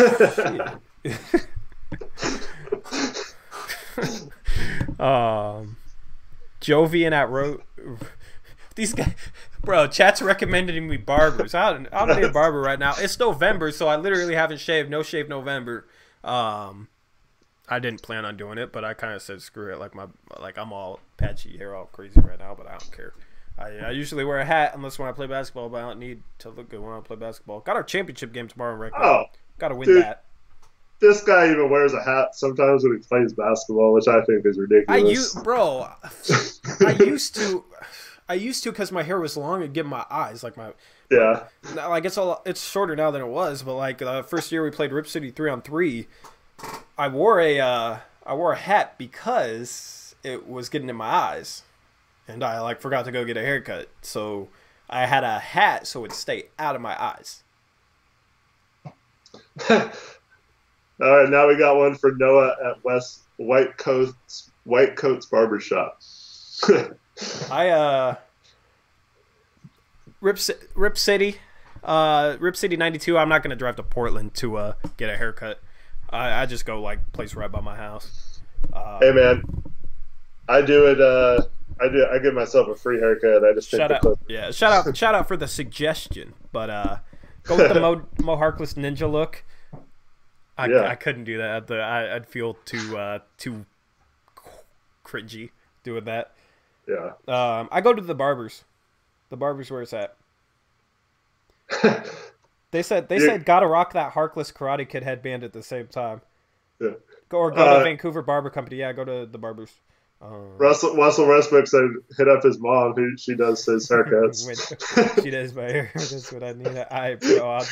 I'll hit up your mom. I'll show up at your house, and we can do like a live stream from there, bro, while I get my haircut. Oh, it's in downtown Vancouver. Owned by a Columbia River grad. Reed, what high school did you go to? Did you go to River or what's up? Yeah, didn't you guys talk about this a couple weeks ago? Yeah, I forget if he said he went. I know he was like naming guys from River. I think he said he went to Evergreen. I don't remember. I think he said he went somewhere else. Hey, Brian Scalabrine, can you wear the ninja in high school? Or is it... Prairie. Oh, yeah, he went to Prairie all the way out there in Orchards. Yeah, screw Prairie. Screw Prairie. I went to Columbia River, and we were hella good. 22-0 in the league as a starter my senior season. I also did not get to play on the perimeter as much as I should have. I also was like Rodney Hood efficient and didn't get the shots that I should have. If you lived in a river neighborhood, why'd you go all the way out to prairie? Like, what's a prairie that... Like, river's a nice school, I think. I'm biased as hell, but... Dame Dalla asking himself to get banned, but he has enough leeway with how much he supports the channel. Yeah, message retracted. Right after I said that, message retracted. Yeah, asshole, bro. What? Bro, I shouldn't have taken off the hat. I don't like chat right now, man. They're planning a goddamn uprising. They're saying I need a barber, and they're saying they want to play basketball with my forehead or whatever the hell we just said. The message retracted, replacing that was so funny. Dame Dollar, bro. Oh my god. Get him back. Okay, this Yo-Yo Mama dude, I've had to remove a couple of his comments because he's being extra. He nuts a lot, I guess. Oh boy, I wasn't even gonna say it. I was even, like, that was like the 10th time you said that. All right, there. I removed your comment. Okay, go have fun, bro. Let me shave you, Tori. Trust me, bro. This is a Monday night. You guys are acting too drunk right now. In the future, man, YouTube's making a change where you won't get demonetized for like cursing and whatnot, so we can actually like just let whatever fly. Right. Because what happens if you curse too much on a video or whatever is like that you get demonetized, which means that ads won't play on your video.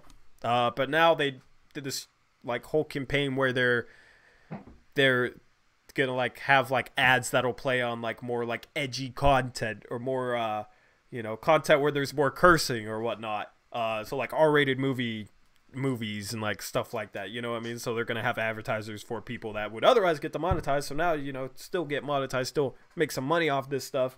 But I might actually have to start cursing a little bit more because there's this whole thing with like COPPA, which is like the Child Online Privacy Protection Act, where you won't be able to make money if you make content for kids. It's gonna like mess up YouTube a lot. It's this whole thing. You guys can like look into it, but I have to specify that I'm not making content like specifically for kids. But like it's kind of vague on what that is. Like, is it I'm not making content geared specifically towards kids, but like I'm usually try not to cuss or be like extra, so like it's fine for kids, I would think.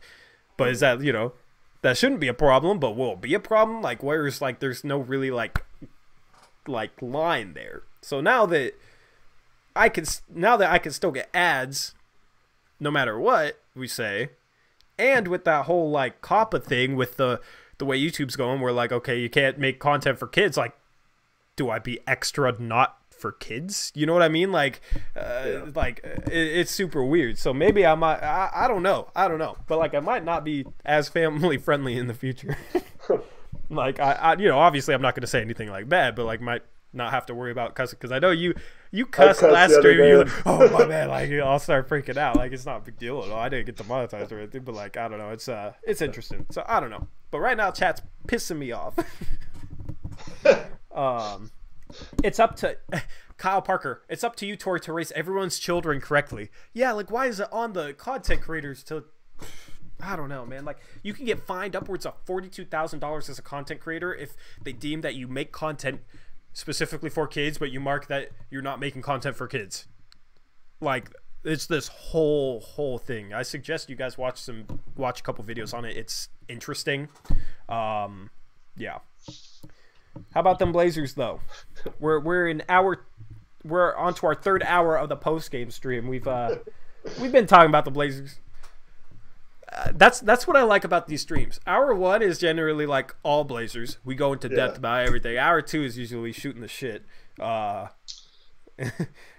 Cause freedom of speech, bro. And now chat's just cracking me up, bro.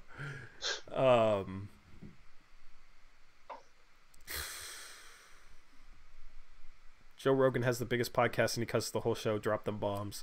Yeah, I don't know. I don't want to be, I want to be like professional. Yeah.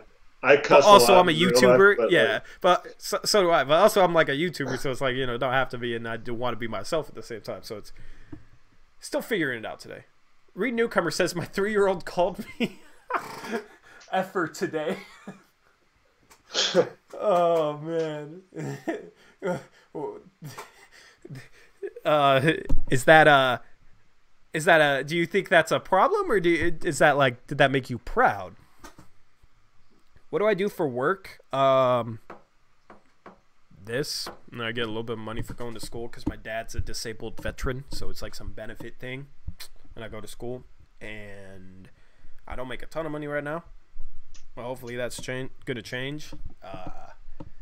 I got some long-term business plans that I can't share with this channel that like goes beyond this channel. That's all I'll say. But like it should be my full-time job a year from now. Let's just say that. I can't share it with you guys because I think it's a great idea. Eric knows what I'm talking about. We're gonna do big things next summer. Just stay tuned, because like once it starts rolling, then I can start talking about it. It's gonna be dope, and I'm confident in it. Like I've been doing a lot of work behind the scenes to like set up. It's gonna be this big business thing. Not even gonna be next summer. It's whenever you start letting me do videos. No, that's not what I'm talking about. I'm just kidding. I'm just saying. I will need if you let me do videos, yeah, for sure. Because like I'll be doing a lot with other stuff out, but we're gonna do big things. I wish I could tell you. But I can't tell y'all. Let's just say like anybody who like really ends up knowing, other than like people like close to my circle, will have to sign a non-disclosure agreement. Let's just say that. So like I have to. That's kind of what I'm working on right now. I'm gonna announce it right now though that I want to do Trade Talk Tuesday, and I want to start. So get your trade ideas in. Yeah, he wants to do Trade Talk Tuesday. Yeah, which is fine, bro. Editing videos is a little bit more work than they seem, though. I will say that.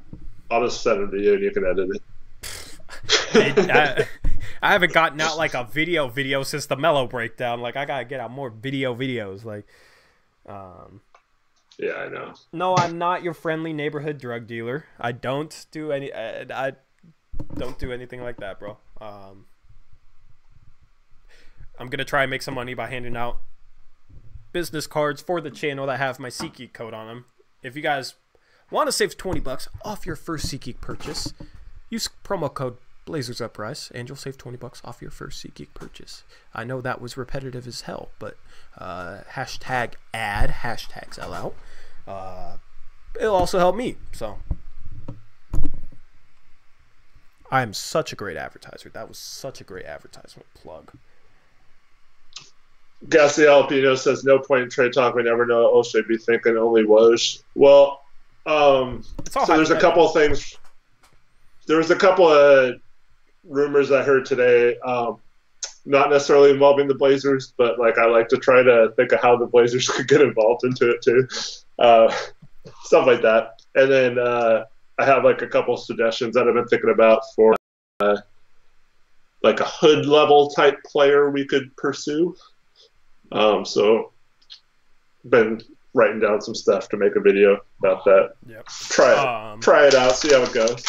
Just watched Melo highlights and a couple plays really stood out to me. He hit Whiteside for a dunk lineup of Melo, and Whiteside rebounds well. Melo was good tonight. Melo was really, really good. Portland has the 4th hardest remaining schedule. Thoughts? That's from the People's Mix. There's no way they have the 4th hardest remaining schedule. I'd love to see where you got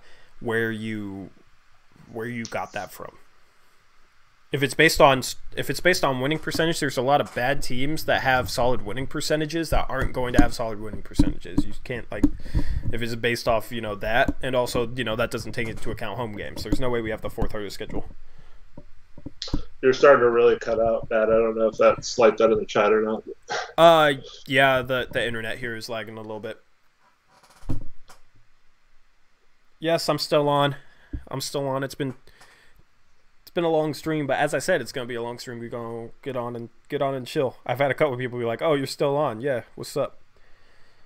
Is Otto Porter Jr. even possible? Honestly, it might be possible without giving up a first-round pick, which is something I didn't expect. But Bazemore and Trent for Otto Porter Jr. could be a possibility because they might not want his contract going into next season because he has a player option for next season. But I assume he will accept that because he'll be getting like $28 million.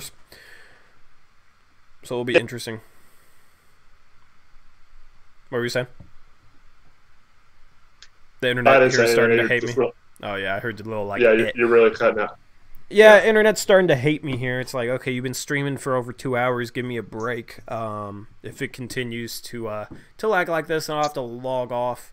Yeah, I'm pretty sure with Otto Porter that the Bulls would trade him for an expiring contract today if that's all. If that option was there. Bazemore's been so bad that I do that, man. I do that. Bazemore and God, who would it take? Let me. Would you do Whiteside for him? At this point, because that kind of messes up. I'd want to try and wait on that. Yeah. But like you could start. I think we talked about that. You could start Otto Porter Jr. at the 4 and bring Melo off the bench, or you could start Otto Porter Jr. at the 3 and bring Hood off the bench, and you'd have like one of those guys with the bench. Still play him a lot of minutes, but I like what it do for a rotation, and Otto Porter Jr. is a really good shooter. You could have 2 like 40% caliber 3-point shooters in the starting lineup if you had Hood and Otto Porter Jr. And Otto Porter Jr. is a good defender. But I'd want to trade Bazemore for him because Otto Porter Jr. is more of a wing. You know what I mean? So, yeah, I don't think it'll cost a first-round pick right now, and maybe a second. But they didn't give up a first to get him in the first place. They just gave back expirings. Mm-hmm. So I don't think they're not like sunken cost into it, So I think they're cheap enough to where they don't want to pay him $27 million next year, and would just do that. I'm on the trade machine right now. Kyle Parker says your girlfriend's sabotaging the Wi-Fi because you're spending more time with the chat than her. She's at work right now. My girlfriend works as a CNA. She works 12-hour night shifts from 6 p.m. to 6 a.m. She just had the previous 5 days off. That's why I've kind of been not doing the most for the channel. I also had homework on Sunday, like a lot of online homework and that type of stuff. Kind of weak excuses, I know, but that's why I haven't done the mailbag, whatever. But she's working tonight. A lot of times we'll be up at night. So, like, my hours are kind of like, I don't have to wake up for anything. And that's why he slept through the podcast. I was saying I took a nap, but yeah, I literally woke up at like 4:30 today because I was with her all night last night because that's kind of what her hours are, and I like being up at night. I'm not really a morning person, so that's kind of how it is. But yeah, no, she's not sabotaging anything. But let's see here. The thing is, we'd have to attach somebody to Bazemore to get Otto Porter Jr. That is the problem. Once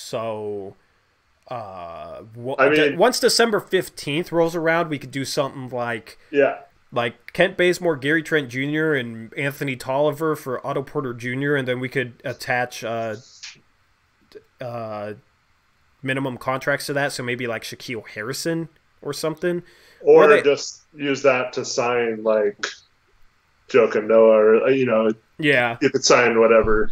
The thing to remember about that is if we traded like Bazemore, Trent Jr. and Tolliver for Otto Porter Jr., that would be adding like $5 million, and then we'd have to sign two more guys, so that add another like $3 million. So that'd be like $8 million, not counting luxury tax. So that would be an additional like $16 to $24 million on the payroll.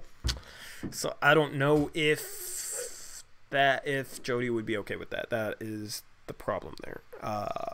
Definitely not at 6 and 12. I mean, if we start playing better and get that back over 500, then I could see maybe going for it. But at this point, I doubt they'd want to add payroll to a team that's 6 and 12.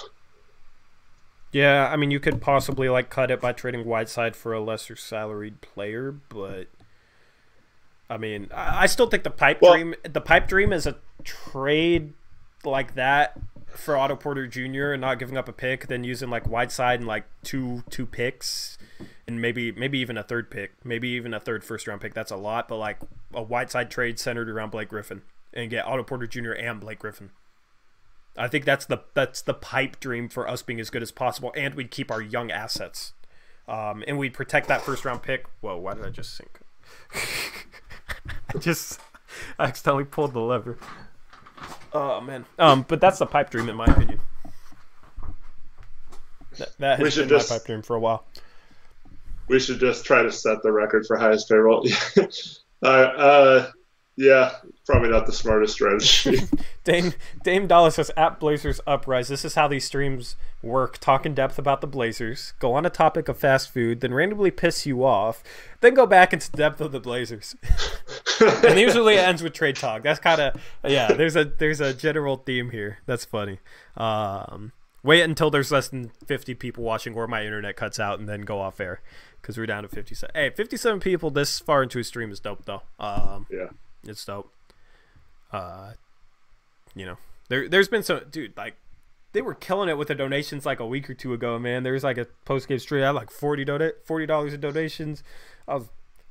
People were just jumping in, dropping money left or right. I was like, okay. I missed the little colored bars popping up, but it's completely fine. You know, I don't expect donations. When I started getting donations out here, I was surprised, man. I just, you know, I like having people in here, active in the chat, active with me on Twitter. That's, you know, I love that stuff. I love the engagement. And I love the banter too, because we don't really have banter on our podcast. Right. You know, we only stream for like 45 minutes to an hour, and try and like knock out certain topics. So that's what I like for the post game show is the banter, especially after a win. Right. Highest payroll plus nicest coach equals rings. If only it worked that way. What? Paul Allen would have a couple championships. Russell first round exit Westbrook says. See, I was going to touch that because I don't want to make Jody mad. But let's just say, look into her and being sued by some Navy people, some guys, younger guys that were in the Navy or something. How she treated them on a yacht. You can look that up. What? What? I have no idea what you're talking about. So what? I'll have to look that up too. Navy guys on a yacht. Let's just say sounds really, really bad. It sounds like demonetization in a nutshell.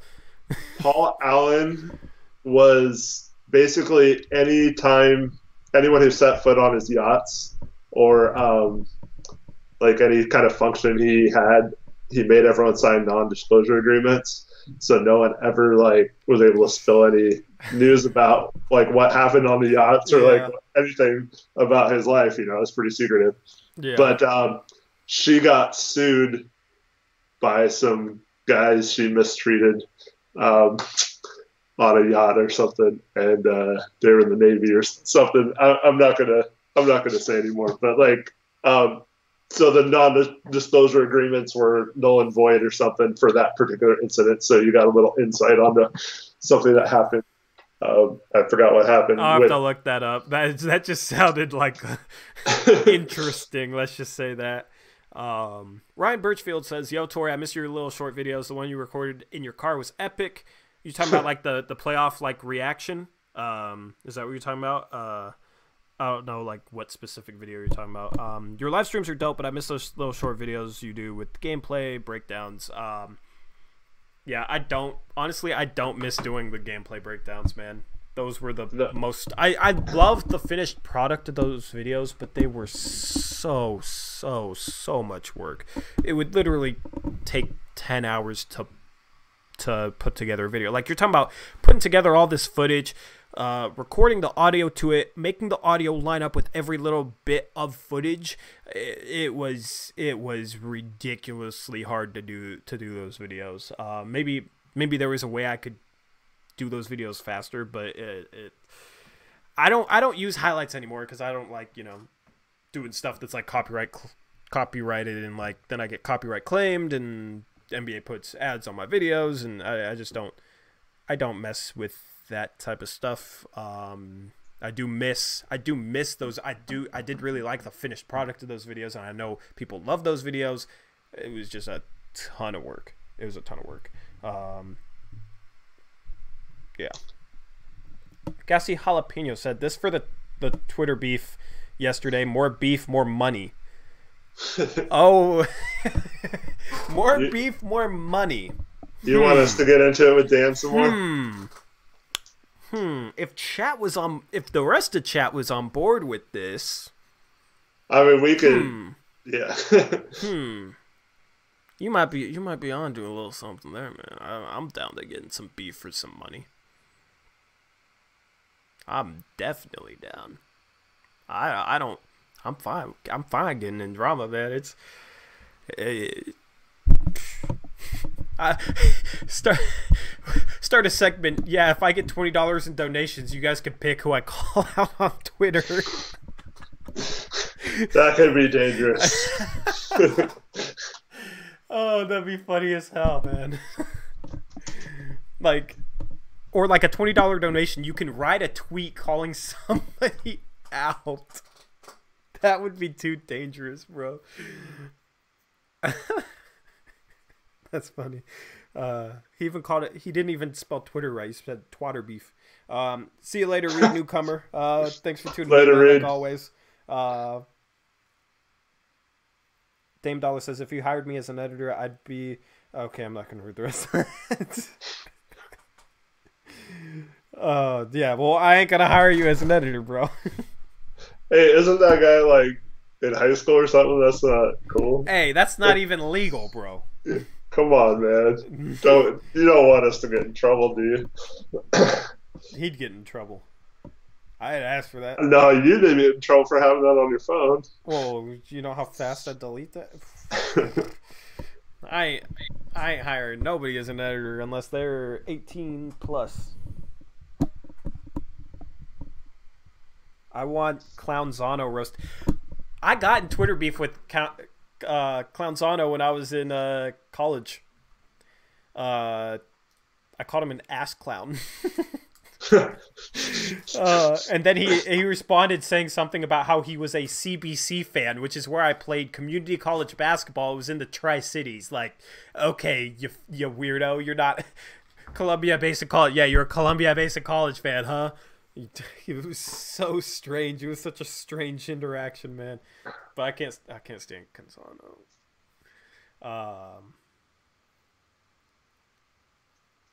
Yeah.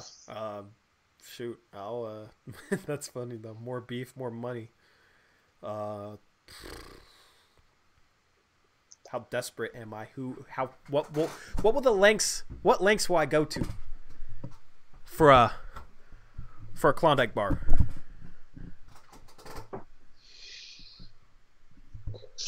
I want to see you call out people. I want to see you call out more people. Hey man, that was a good first start last night. Oh man, dude. I thought I probably held back a little too much because there was a lot of stuff I wanted to say. Mm-hmm. But I think I made my point pretty clear. Hey, $1,000 in donations, and I'll leak some very juicy direct messages. Oh man, $1,000 donation comes through, and I have to. I actually would. I just put them on the street. No, I'm not the type to do that. But if I got $1,000 donation, say leak the DMs with a they're with a certain figure, public figure that we may or may not have already talked about in this. Oh man. For a tweet, I'd say Daryl Moore. I love your comments on Hong Kong. No, okay, that I couldn't do that. That's too political. That's too like that's where I draw the line right there. That would hurt my public image. Then again, calling out people too, but like I'm already kind of edgy, so one coming from Kyle Parker. See, like Denthor's saying he'll subtweet and team up with me if on those clowns. Like, see, that's the thing is we got to be tactful about it. Like, we can't just be like, 100%. I just have fun with it. It's not that serious. People are flat earthers. Yeah, 100%. I get what you're saying now. Yeah. But if we all like ganged up on Dan last night, like if everyone in the chat right now all started tweeting at him on that thread about how stupid that was, then that would be great. Like we could take people out that way. Well, yeah, because I mean, like the guy's like tweeting stuff to like appeal to his fan base when he's basically clowning people with our opinion. You know what I mean? Right. So he had 90 likes on that, and Stotts haters are flat earthers. I mean, like that's not exactly what he said, but he's along the lines of that, like.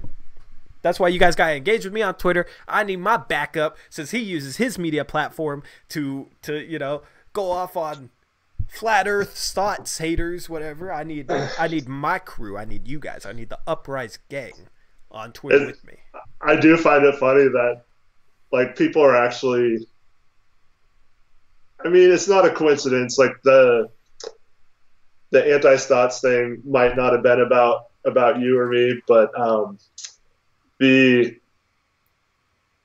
high school thing about not knowing what you're talking about if you a certain college basketball player in the area not knowing what he's talking about or whatever, and then on TV from Travis Demers. I don't think like Travis Demers came on Twitter and said, I disagree with your opinions on Stotts, but you back them up with good evidence and they're valid. Yeah. You know what I mean? Like, so because Travis is the one who said that, but I don't think it was necessarily directed straight at me because Travis wouldn't be the type. Like I'd met Travis like 2 weeks before that. Like I don't think Travis would be that. What's funny though is like a few hours before that, you had put a post about how you played in college and know what you're talking about or something. So it's kind of weird that he would say something almost verbatim. True. And then, but even if he did, Travis is generally like more shows more respect, so like I'll let that slide if it was, you know what I mean? Right. No, but what I'm saying is so that and then the Chad doing thing, like I just like at least Chad like tweeted at you, right? Yeah. Like so that's respectable. Like I just wish these people would like start using our names if they want to talk at us, like yeah, give us some if you're gonna call us out, like no, I listened to Chad, you know what I mean? Like I got no issues with anybody whatsoever. For me, the drama's fun and it's not personal. Like it's never been personal. Yeah. But like I'll be extra just to have fun with it. You know what I mean? And I'm not even that extra. Like I don't know. That's just kind of how I approach it. Like it's fun. It's fun, and it's based off basketball. It's not based off of anything personal whatsoever. Tori shooting straight out here. I always shoot straight. Cash. They take it personal though for some reason. Yeah. I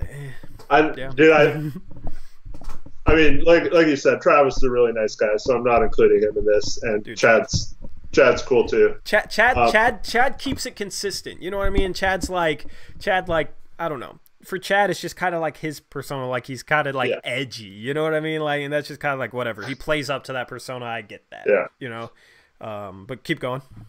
But like, I don't know. Certain other people, I think, are only acting a certain way because they're starting to feel a little threatened, which is probably good for you, Yeah. But that's why I said like I wish they would just call it out and then not be like, oh, dude, I wasn't directing it at you or I wasn't talking about you. Like, just freaking own it if that's what you were talking about. Like, that's all I want. How ironic that Dan compared others with flat earthers while he is the one not backing up anything with facts, being on a high horse and talking about how he is the only one that has all the info. Hey, man. Yeah. But then he said, I don't have access. Your reading comprehension sucks or whatever. Like. We out here insulting reading comprehension on Twitter. Yeah. Oh my god. Pitchfork gang. Yeah, don't start drama with the. That's the thing. That's why I'm fine with getting in drama. I'm the YouTuber. You don't start drama with the YouTuber. These guys gotta learn, man. Once this platform gets bigger, maybe they'll.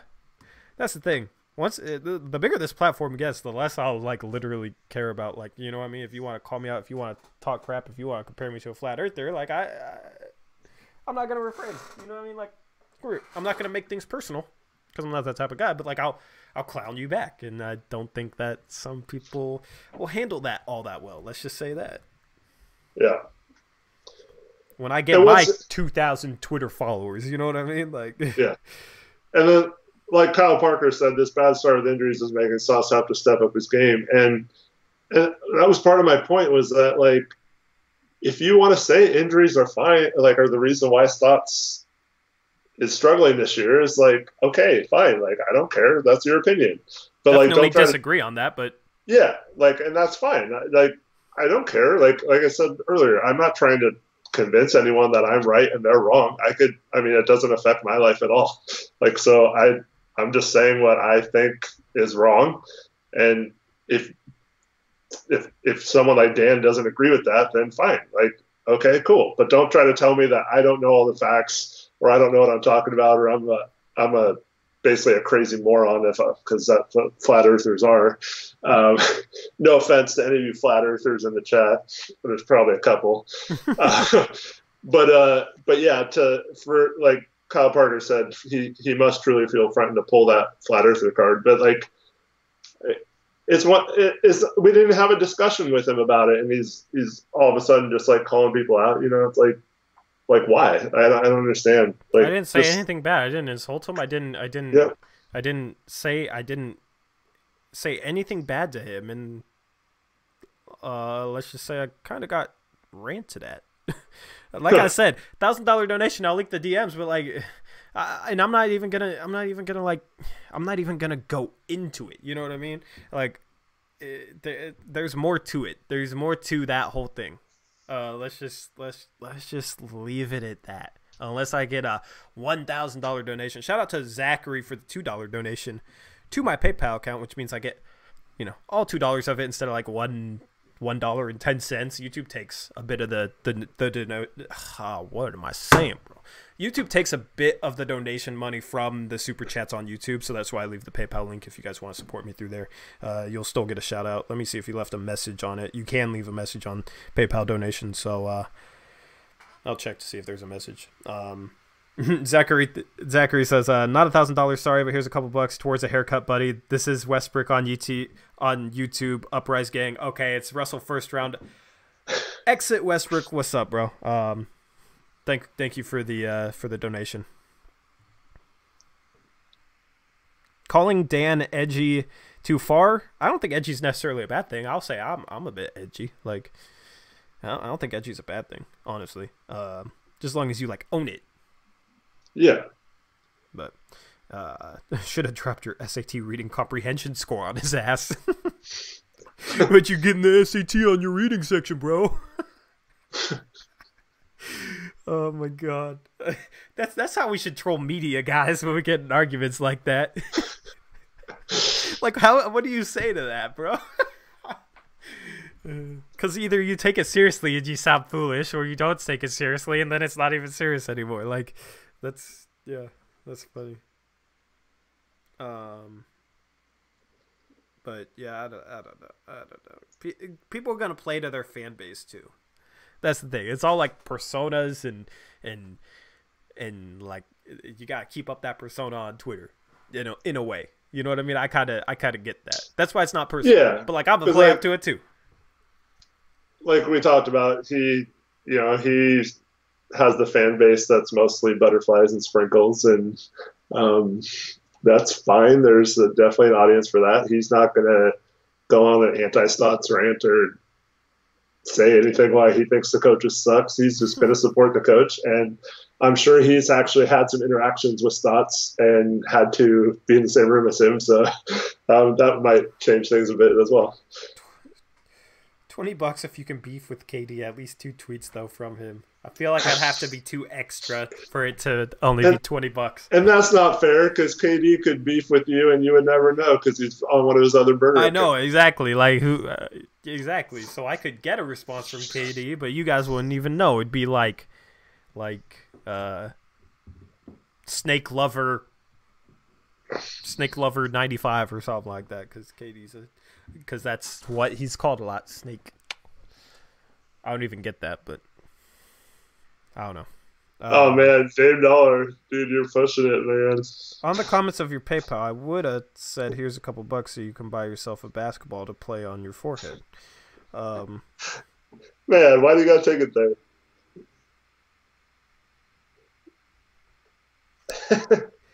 Put user in timeout for 300 seconds. I'll see you in 5 minutes. I'll see you in 5 minutes, bro. Poor Dame Dollar. Oh, he asked for it. He asked for the 5-minute timeout, bro. Go sit in the corner in the timeout spot and and come back when you have something nice to say. That's not about my goddamn forehead, you goddamn asshole. It's all love, but yeah, we'll take some time to reflect on the things that you've said to me. I'm a bit hurt. So you need. I'll accept your apology if it's sincere, and then you can rejoin the class. What would you tweet at KD if you were trying to rile him up? I don't even know, man. Like he's so out of the public eye right now that I feel like there's nothing that would, unless it was like obviously like I'm just trying to hate on him. You know what I mean? Nets are better without you. Nets are better without you and Kyrie, bro. They get good.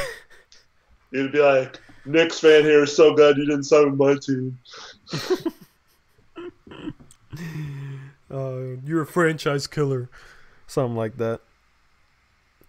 Tory rules his army with an iron hand, bro. I'm lenient.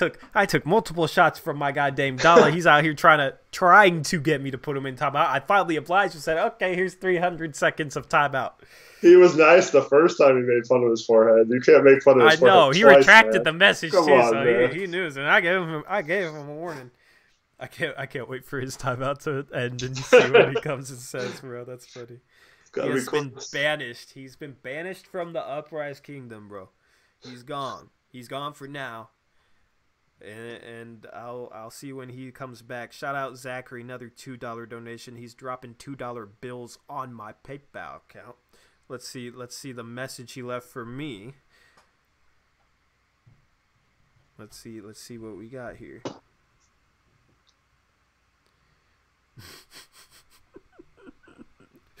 I'm not going to read the message he left me, bro. Oh man, that sucks. Oh my god, bro. I mean, thank you for the $1.64.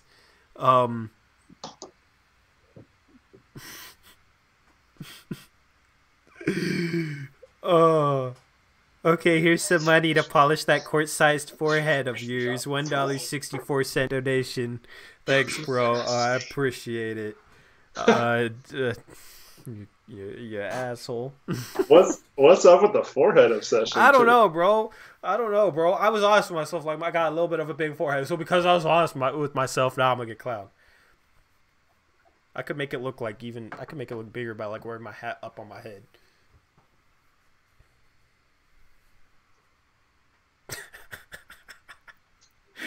Oh my god, bro. It looks like I have the biggest forehead when I wear my hat like at my hairline. That's funny. Save the hair insults for LeBron. Yeah, you guys are wasting your ammo.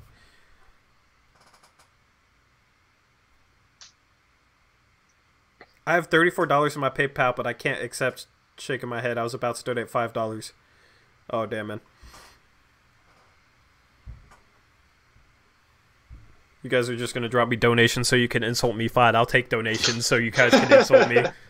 You guys can't you guys are getting put on timeout if you say anything about my forehead unless it's in a donation. So if you guys want to talk about my forehead, I'll read it off. I'll read it off if it's a donation. If not, you're getting put in timeout because I gotta get something out of this heat, man. Man, I'm glad my ugly mug's not on this chat right now or on this feed. You're taking all the Gassy. Okay, here's a warning for Gassy. Gassy's asking for a 300-second timeout. Brian Scalabrine. Brian Scalabrine. Anthony Swafford is my favorite person in the chat right now. He said, "My forehead is fine. I appreciate it, bro." After he said, "You don't have dreams, you have movies." What is wrong with people? I don't even understand what that means. It means like you can watch a movie on your forehead instead of like the dreams. Okay, that's a warning for Anthony Swafford. Here, I thought somebody was being nice in my chat. No, he said, "Never mind, your forehead's fine." Still a warning. Hey, Cody Franklin's back. What up, man? What's up, bro? Yeah, Cody Franklin doesn't know what the hell we're talking about. We're talking about. I'm taking heat from my forehead right now, bro. What's up?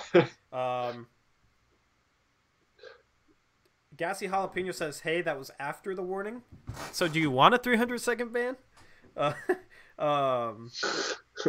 What's up, Dame Dollar? What's up, boys and men? Okay, well, you might be gone. You say one more thing about it. Russell Westbrook said, "Never had so much fun giving away money." That's man, cool. I like that it's fun for you guys to donate money to me. That's dope. Cody, everyone's making fun of Tori's forehead, so you get warned at once, and then I stood up for Zach against Dan Meringue, and even Zach Calipano's in here talking crap, man. I think people want you to ban him again. I know, bro. I shouldn't have said I'd ban him because now they're trying to get banned. Oh my god, I ain't reading that. Bro. Yeah, I don't want to know about that either. Yeah. Oh man. Cody Franklin just finished a movie, so I've been out of the stream. Some movie, huh? Not a dream, a movie. If he does it, he probably doesn't get that reference. Plug that Android back in, guy. I'm literally holding my Android cord, try to like hold it because it keeps like popping up with the little like notification. Y'all can see it. I don't know. It's frustrating. I'm at 1% on the edge of not even being able to ban anybody from chat. Yeah, that's ban the worst. Whole chat and call it a night. Yeah, if your phone dies, you can't ban anyone, so they can make fun of your forehead all they want. Dame Dalla, another 300-second ban by. Oh. Hey. Let's talk about Eric's hairline, okay? Let's talk about Eric's hair. Okay, there's a reason Eric has more of a reason to wear a hat than me, man. What? Your hairline, bro. Your hairline makes LeBron's hairline look good. That's not true at all. It's so I just shave it short so it looks bad. It's tragically true. You can't grow that stuff out past an inch, bro. What are you talking about? I actually my hair grows really fast. That's why I cut it a lot. Okay, let's grow it out then, bro. Why are you keeping it short? I freaking hate hair. I just like to have it shaven. So it's obvious you hate hair.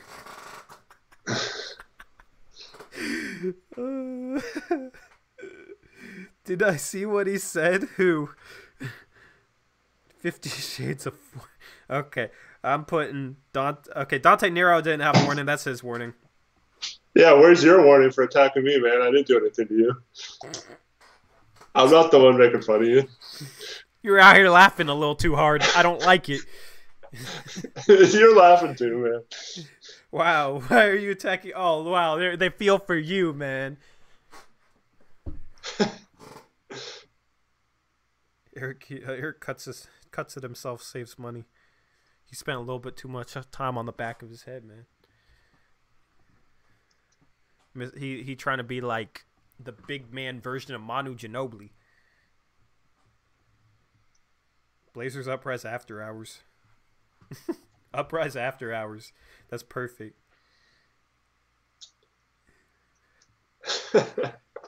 See what you've done, chat. You've got our boys Okay. tossing shades.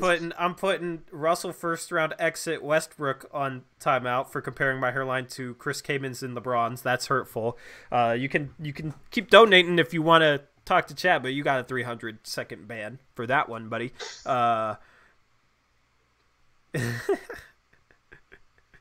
Check Twitter. Oh, if y'all take this to Twitter, I'm actually not gonna be happy, bro. This is a Uprise chat only thing. I guess if they have less than 100 followers, probably isn't gonna be seen. Well, they could have tweeted at somebody. Half a cue ball, bro. What? Dennis Hickson. I don't know like who on YouTube Dennis Hickson is, because Dennis Hickson, like, what's your username? Dennis Hickson, please come forward. Mr. Can't ban me for 300 seconds for calling out your half a cue ball on here, bro. I don't know what that means, but it sounds like a diss. I assume that's Den Third. Try to say I'm half a cue ball. I don't know what that means. That's definitely Den Third, because Dennis the Third. Oh, yeah. Okay. I'm putting 2 and 2 together here. Bro, why won't my phone charge, man? I'm getting frustrated. Can't ban. No, I can't ban you. B-A-N-D. I can't ban you. My phone's dead. Now I'm going back to now my lag again. Gotta wait for chat to update. We'll see if it's laggy, but my phone is literally a piece of junk right now.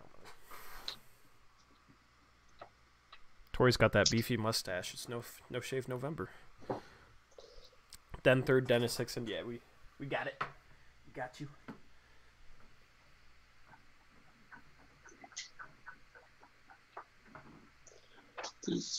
Need to have like a roasting chat segment where people like step forward to be sacrificed to the roast. Like, yeah, it's pretty easy to make fun of Tori when we can't see you.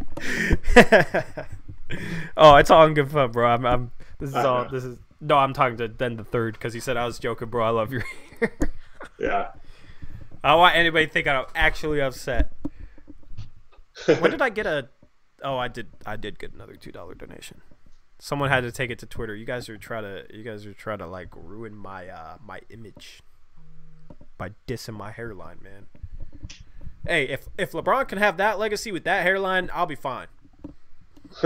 It's not even my hairline. My hairline is fine. I just got a big forehead. You guys are out here with your small heads. Small heads, small brains. Quit body shaming, bro. Quit. Chat needs to quit forehead shaming, man. Dennis Hickson will Skype in, he says.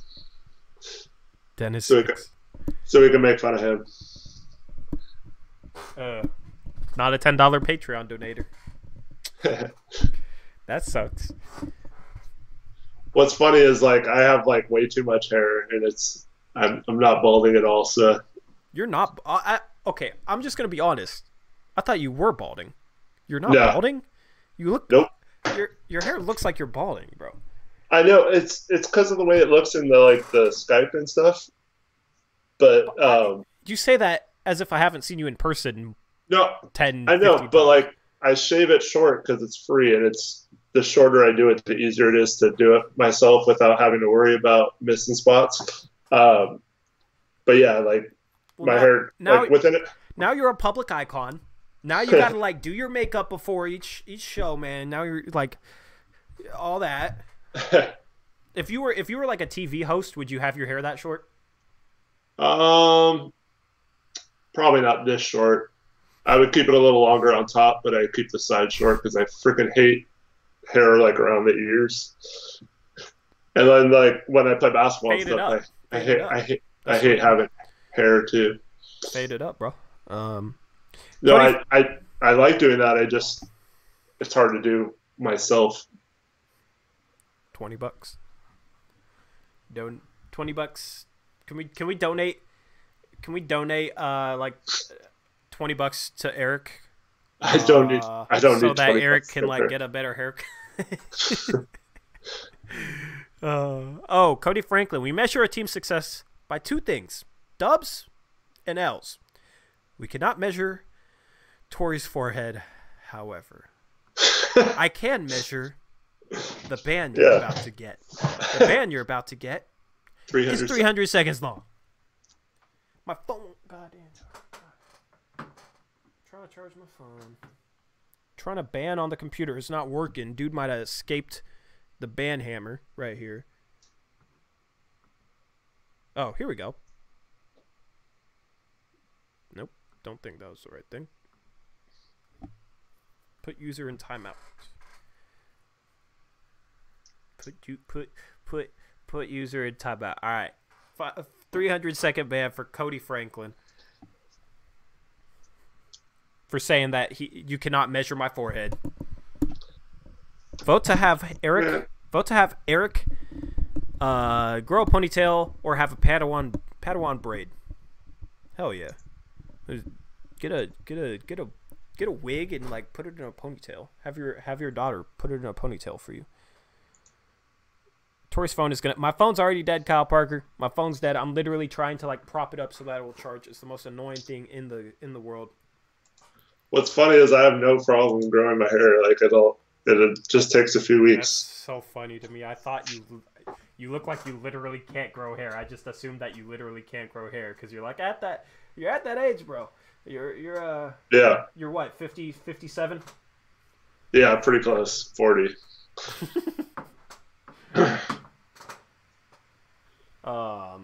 Nice try. Dude, it wasn't that long ago I had pretty long hair. Dude, I need a picture. You could probably see it on one of these videos. I'm looking right now. I've never seen you with long hair. I've never seen you with anything longer than basically almost bald. Because I just use the blade. I don't even put like a clip, like an attachment on it. I just. Bro, we need to pay someone to get stream highlights.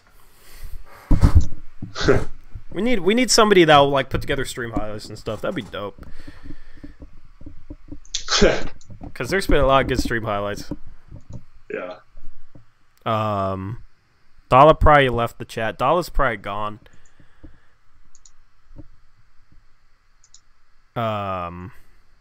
Eric, you're older than Brian Scalabrini's dad. How do you feel? Fine. I have a daughter older than him, so. That's funny as hell. Eric's like a young 40 though. Eric's like a I don't know. I forget that Eric's 40. I forget that I'm 40 too. That's yeah. Probably a good thing. I definitely don't feel 40, except for my body breaking down. But yeah, like mentally, I don't feel that way.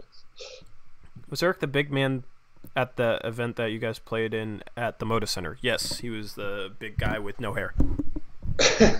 Once again, I had just shaved that week, so.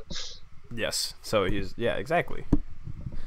Part of that was because I had that surgery a few days after that, you know. Yeah. And I wasn't able to like take a full shower for like a month after that, so like. Oh, bro, that's TMI. I don't need to think about it. No, like I could go in a bathtub and wash off, but like I couldn't really like take care of hair on a daily basis, if that makes sense. So like. Nasty. So I just shave it because it's easier to deal with. I just take a shower and I don't have to worry about my hair doing it or anything. Gotcha.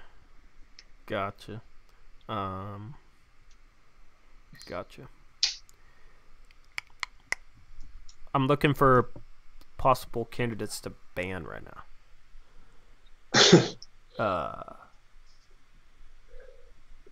All right, Elude Allen, is that a good man or a bad man?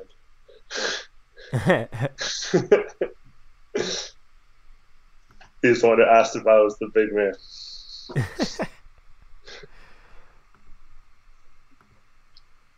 Dude, my chat's glitching on here, too. Bro, why is this so slow? I need a good computer. Honestly, if I could like have a setup I want. Boy. What? I don't know. Because you don't take that. You could take a.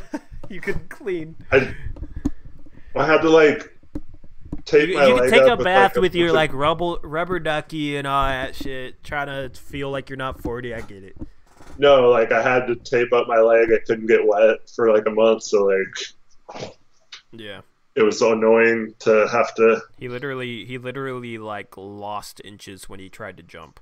He literally had a negative vertical because of how messed up his heel was. Like he'd like go, you know, like when you jump, you bend your legs, you go down a little bit, then you spring up. He just go down, so he had a negative vertical. Yeah, pretty much. He couldn't go up. Oh, this is my favorite stream.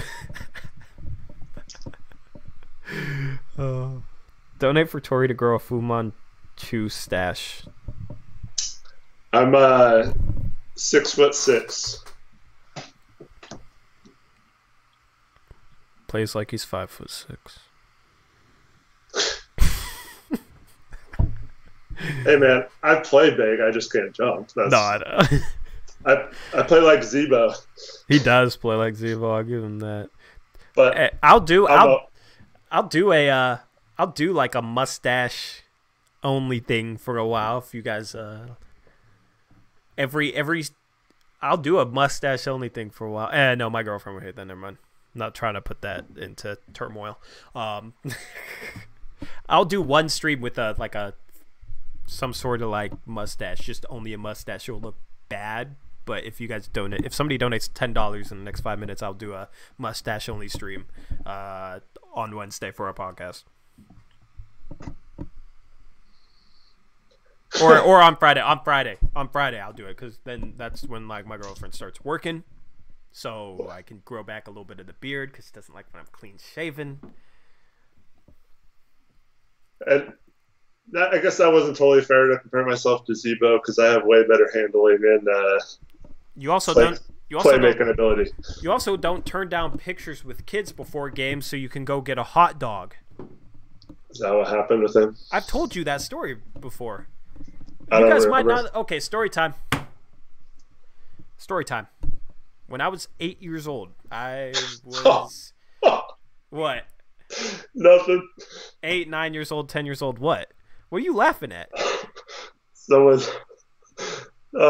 Hicks in his own role. Almost as tall as Tori's. Never mind. Oh my god. Alright. Put user on timeout. Why don't you just say please put me on timeout? Actually, so for a long time people used to say I look like Michael Phelps, and then lately, the last like 5 years or so, everyone thinks I look like Steve Blake. You look nothing like Steve Blake. No, like I do. No, your face too fat to look like Steve Blake. I don't even mean that in a bad way. Like Steve Blake has a super skinny, like bony face. In certain pictures, like when he has a shaved head like me, yes. All right, I'm gonna have to trade you from this podcast like three or four times then. All right, sounds good. Trade you over to Peeps and Plaid. We gotta get Peeps and Plaid on here for a post-game stream. I'm loading back up my phone. I'm at 7%, so then I can ban Dennis again. Cody's back with an LOL. Oh yeah, story time. When I was like 8 or 9 years old, 10 years old, I got to give high fives to the players when they ran out on the court. I was like with a group of kids or whatever. Going back through the concourse, like down on the floor, whatever. My mom had her camera ready and everything. We ran into Zach Randolph, right? We weren't with like a group of people when we walked back. It was literally just us. She asked if he could take a picture. It would take 5 seconds. He said, no, I got to get out there on the court. Then, immediately after that, he turns around, shouts at the guy working the concessions right there, said like, hey, yo, Zach. Oh, I forget what the dude's name was. It was like some generic white guy name. I don't know. It was like, hey, yo, Zach, give me a hot dog. I shouldn't use that because that's Zach Randolph's name. But no, Zach Randolph literally shouted at the concourse guy to get him a hot dog. Right after he turned down a picture with me because he had to get on the court before a game. And then he shouts for some hot dogs. No joke. That's my Zach Randolph story. I have a funny Zach Randolph story, too. Oh, boy. I don't know if it's appropriate to tell on the stream. You didn't clear it with me. We gonna... Maybe you can tell it on Wednesday. Or Friday. For like 10 minutes, I became BFFs with Zach Randolph once. It's awesome. I just got a message on Instagram from Kyler Humphrey that says, I don't know who run this, or I don't know who this is run by, but if this Tory, I'm going to roast your forehead in here. What? What? People are going to some weird lengths to... Yep, I'm about to have somebody knocking on my window saying, hey, forehead. Or whatever. Y'all, I hate y'all. All that I've done for y'all. This is what I get. This is how I get treated, man. This is becoming an abusive relationship.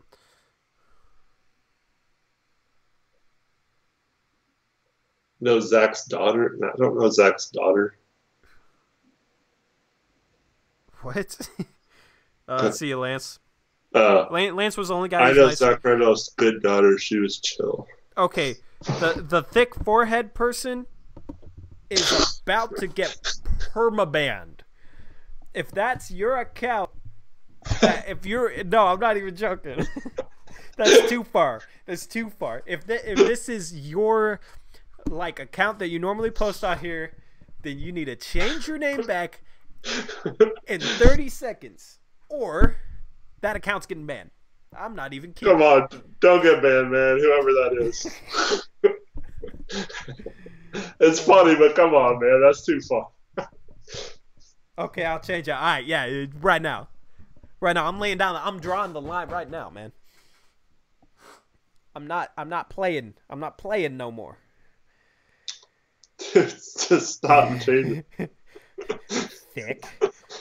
God. The 2 C's. Get the hell out. Uh-oh, I hear a band hammer. It's ready. I'm warming it up. Myers left it for you. Myers? Oh, yeah. Big old Myers band hammer. I need to get an actual hammer. I need to just destroy my desk every time I ban someone dropping that huge Myers hammer on it. It's all love, Tori. I know you love me. I don't love you though. You hurt me. That cuts, bro. Cuts deep. Dennis Hicks in the third. Den third. I'm waiting to see who this is, bro.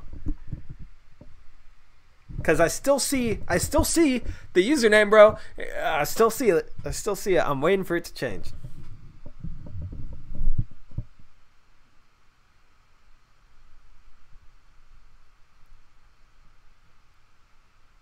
Oh God. What? Pinwheel Empire. What did they say? So back on November 7th, they posted keeping a journal of everyone who's saying trade at CJ McCollum. And then today, the trade CJ McCollum has been awfully quiet lately. Oh, shut the hell up. God, I hate that freaking Twitter page, man. Oh, my God, dude. Why are all these, people in the media, and then that's, probably the biggest, Blazer fan page, why they gotta call out people who disagree with them so freaking much? It's so petty and such... I got blocked by them, dude. They're so petty, man. That page is so petty. Some people think we should trade CJ.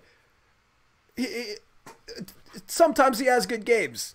That probably isn't going to change people's mind. It's not... So it's here's the thing, though. If people kept saying trade CJ, Pinwheel Empire, they'd clown them. Yeah. Oh, but since they're not saying trade CJ, Pinwheel Empire, they're bringing it up like, oh, it's been quiet lately. Man, shut the hell. God, I hate that. It's like a pet peeve of mine, people that tweet like that. Oh, it was Dame Dollar. I think it was Dame Dollar. Maybe it wasn't. Banned me, please. Okay. All right, I'll ban you. He said he changed it. Hide user on channel for 300 seconds. Bye. Banned me, please.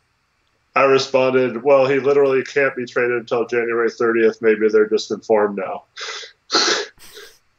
Den third. Yeah, exactly. Den third. Forehead Empire. Den third. 30-second ban. 300-second ban. I wish I could change the what is it? Oh, wait, no, I don't want to hide user on channel. I want to put user in timeout.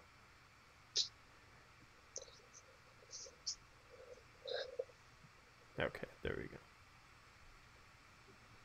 Y'all think Terry taking shots right now with the boys? Birthday shots, LOL.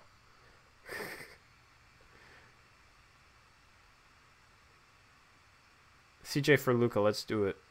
Yeah, let's do it. I'm sure Dallas would do that. Stats blacked out. Stats blacked out in a tree right now. He's probably taking shots on the plane home, honestly. With frickin' John Luke Krofka. Oh God. You guys won't even understand that, but maybe they're on the plane making fun of your forehead. Maybe, man. Maybe Terry's trying to get back at me for the criticism, bro. That's the only thing he can say about you. My forehead. Man, Terry has a big forehead too. Peyton Manning. Stats probably gets babes. What is it? We've been live for over 3 hours, bro.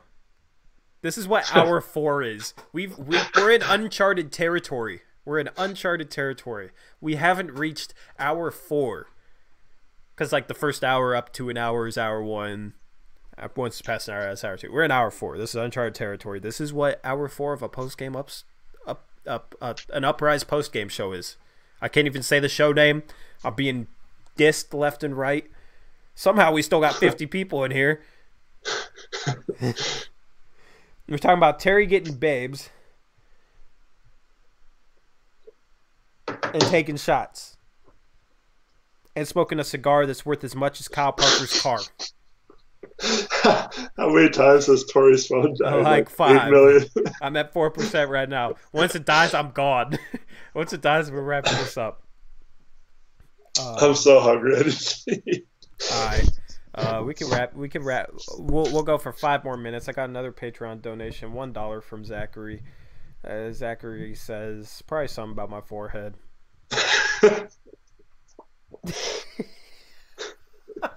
What? Tori, I'm still unable to post. I'm sorry for making fun of your forehead, but I don't regret it. Oh. Were you the thick forehead or the banned me please guy? Westbrook's burner.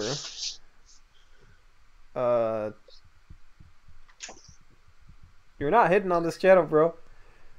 If you are, I'll figure it. Yeah, I unhid you from the channel and then I banned you for 300 seconds. Yeah, that's definitely first round exit Westbrook. You're on a 300-second ban, my man. Crispy Banana says, bro, I was watching from 40 minutes behind. I was like, damn, they still going. I just skipped a live.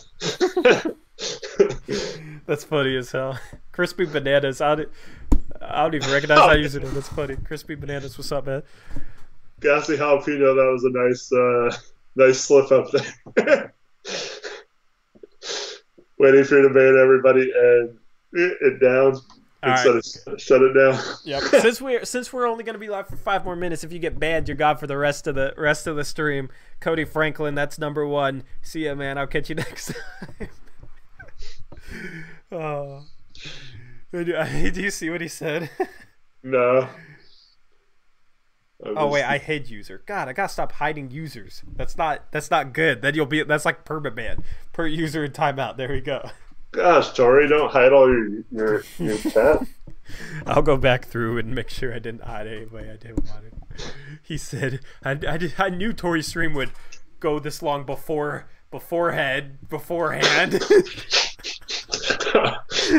That was the best one of the night. I'll give him props for that one. Goddamn asshole. I read that one. I didn't even get it. I just beforehand. That was funny. Oh my god. I'm back. Was listening to Michael Jackson. Westbrook's second burner says I'm still banned on my main account. No, that's Dame Dalla. Maybe he made a new one. I'll go back through and make sure you guys No, are Westbrook's second banned. burner says that too. Oh, I'll go back through and make sure you guys are good. Westbrook's second burner. Oh my god. Look what you guys did, man. Look, this ain't my fault. Look what you guys did. There's put user in timeout and hide user on channel. I might have been hitting the second one. I'll go back through. That's what you get for trying to censor people. Jeez. People should be able to speak what they want. It's my chat. We play by my rules. And I'm tired of this.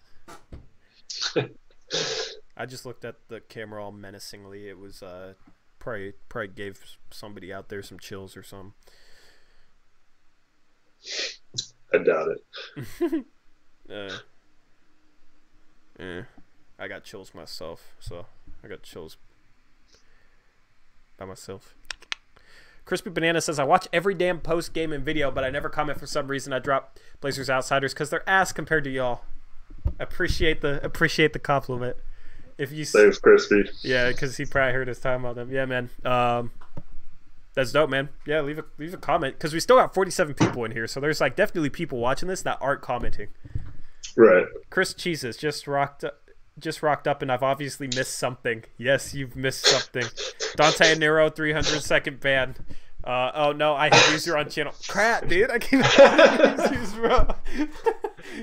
No, not Dante. Put user. Dante's my guy, but dude, the forehead jokes gotta stop, bro. We need Russell Westbrook back. This better not be so off, man. I better not go on a post-game stream. Oh yeah, so nice win, and just see a bunch of like spam, man. Which I know that me saying I don't want to see it means that I'm going to see it, but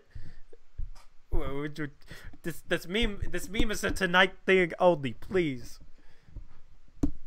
Hey, we could go at Pinball Empire for that trade, CJ. Gassy Jalapeno. Twatter is pretty boring right now. No beef.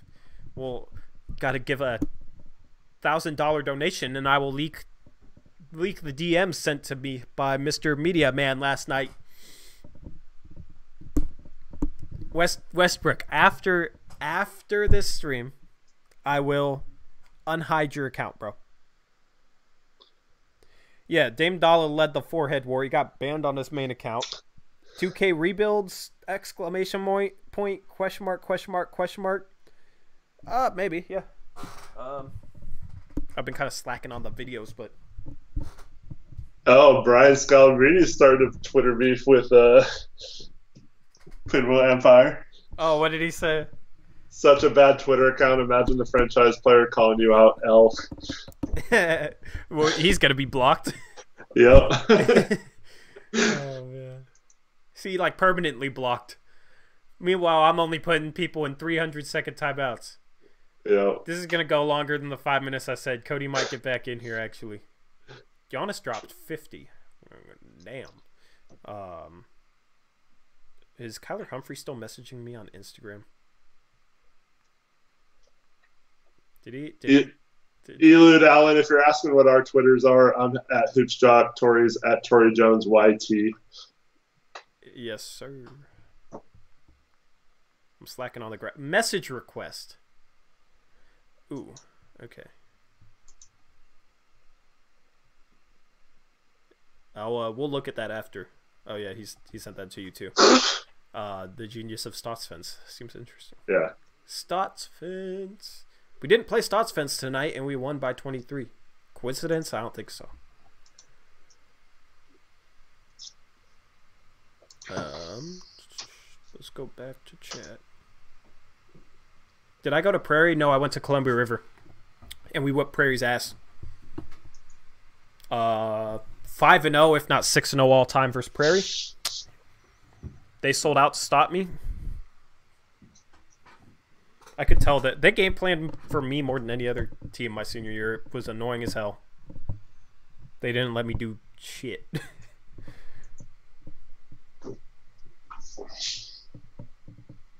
Tory Empire.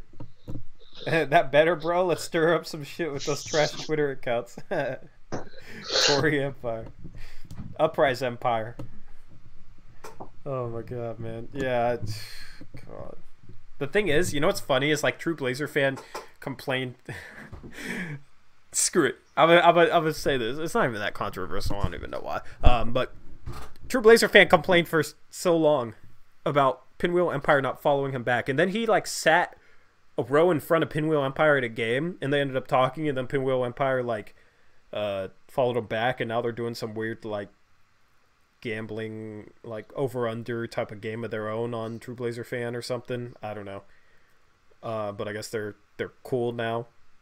Meanwhile, I went the complete opposite direction. I'm banned by them. But I don't. You got banned?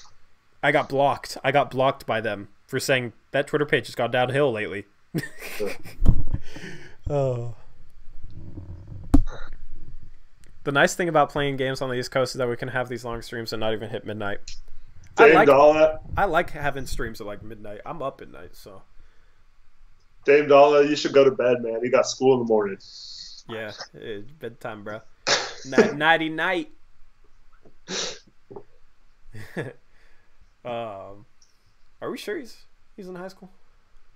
I'm pretty sure the other day he said he was 14 or something. He might even be middle school. Hey, he doesn't seem 14 with the way he posts. He's out here with these clever insults and stuff. I'm going to get banned again with the peace signs. Do you want to get banned again? I can oblige. I don't care about... Brad Glonry says, how much better we'll be with Nurk and Collins? Are we top 3 in the West? I'm not entirely sure. I'm not entirely sure. I forgot that it's even a Blazers post-game show because we've been...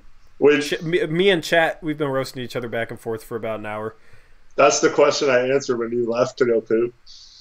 I didn't go... Bro, I didn't... Oh, that my was the God. Joke in chat. Reed kept...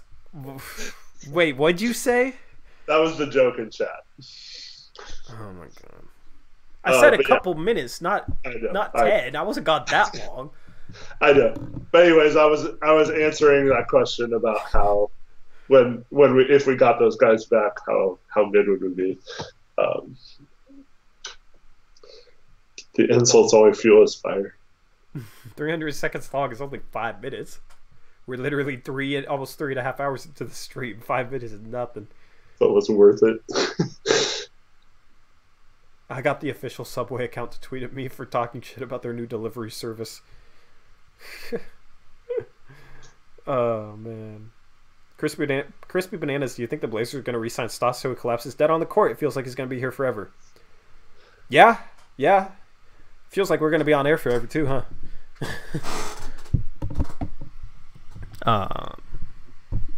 My phone's at 2%, so we got 2% left. 2% of phone battery left on the stream.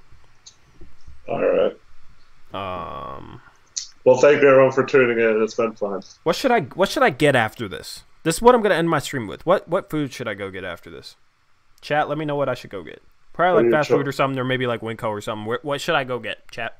What are your choices? I mean, like typical fast food places. Yeah, like everything.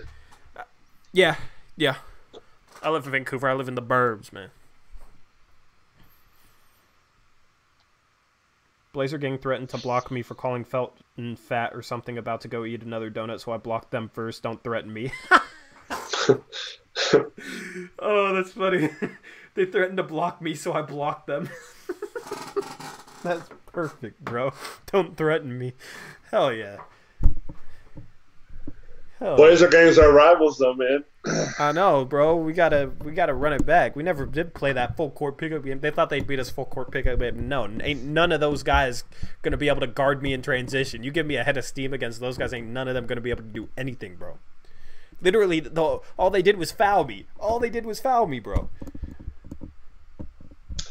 Like I said at the time, the funny thing is they think that they would have an advantage against me in a full court game, but they don't know that I'm actually better in the full court. Oh, man.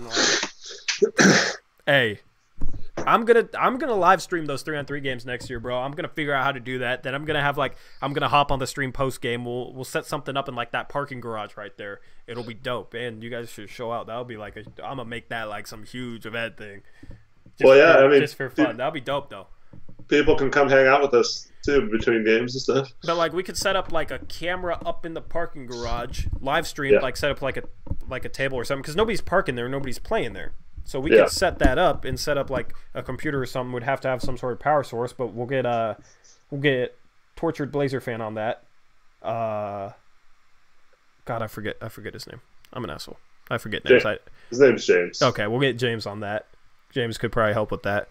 And we'll live stream. 3-on-3 next year. That'll be dope.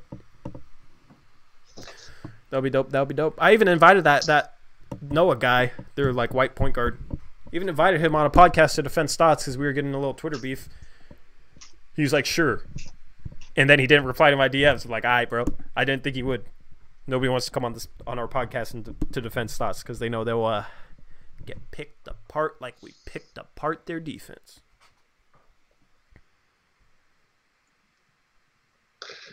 Man, what the hell, Brian Scalabrine? Eric has that Chris came in, jump shot straight bricks. Oh, yeah, it's time for you to get heat, bro. Put user in timeout for Dame Dalla. Bye. Yeah. I don't think anybody in this chat could beat me one-on-one. Let's just say that. I don't think any of you guys could beat me one-on-one.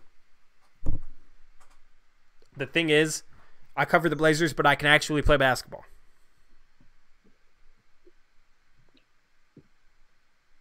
Oh, crispy bananas. Get the double chalupa from Taco Bell. It's just as big as your forehead.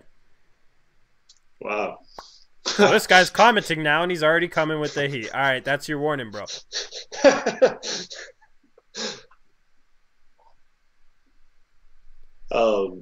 Yeah. Yeah. For the record, Tori and I played one-on-one a couple times, and he kicked my ass. Well, I was saying jump shots. But you can't. The thing is, if you have to come out and guard my 3-point shot, then I'm getting by you. Yeah, I'm also like 17 years older than you, and you could go back in time 17 years. I'd still beat you. I don't know about that. You have no idea. Okay. You can. I'll give you that excuse. I mean, I'm saying it would be a good game. I'm not saying I'd win for sure. Like you think you would win for sure. I just would obviously be a lot closer than it is now. Kyle Parkers thinks he could give me all he could handle. I'm 6'5" with a handle, with moves, with a bunch of different shots. So no more roast from crispy bananas. He gets see he took his shot, and now he's not being Kobe with it and taking another 20 shots. So I respect that. I'm 6'2" and can shoot, but I'm slow. That's the thing. I'm not as y'all probably think I'm slow because I'm 6'5" and 215, but I'm not slow, man. I got a little hezzy. Got a streaky, inconsistent jump shot, but when my jump shot's falling, nobody can beat me one-on-one in this chat. The underrated part about Tori's game too is he can be a lockdown defender when he wants to. So dude, I've locked up. Tried, I've locked up future D1 players before. I can defend. I just don't have the same energy I used to. I used to be freaking so energetic on that end when I was like younger and in great shape. Like I dog people, dude. But yeah, I like playing defense. I like passing too. I'm all around. If my knees didn't quit on me and if I was more athletic, I could have went like D2. I just wasn't. I don't know. My knees suck, and I wasn't athletic enough. But Dame Dalla says he's back. Put user in timeout. How's the jump shot though? Real talk. Let's see here. Depends on if it's indoors. Go to my Twitter profile. Go to media. Scroll down. There's a video a while back of my jumper. Let's see here. Where is it at? My phone's at 1%. Oh, that's me dunking instead. Before it fades out, just for the record, Tori did try to tell me beforehand that we should impose some sort of 3 dribble rule, so I wouldn't back him down every time. Because I figured he was just going to do that put down cheese. But here, let me rewind it. It might die in the middle of this, but here's the jump shot. Oh, I gotta get that off. Here's the jump shot for y'all. With my cracked phone screen. That's smooth as hell.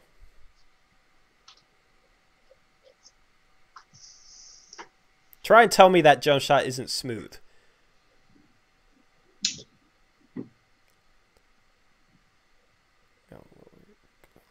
Like, that's so smooth. Not game shots, but I mean, like, that's a jump shot right there. It's a good jump shot right there. 1 shot on loop, not impressed. Man, my chat must be behind. Bro, I got 6 threes in a row right there for y'all.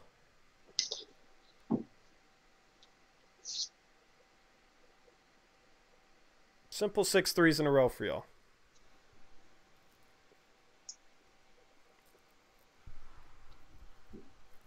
One shot on... Nah, that's 6 shots, bro. Most threes I made in a row before is 30. I made 30 in a row once. What's the best play to play?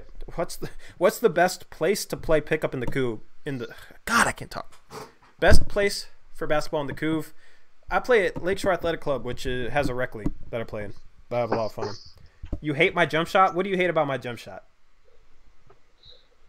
He hates that it's not his. Yeah, exactly. Low-key smooth. Yeah, I know. If anybody says that jump shot wasn't smooth, they're lying.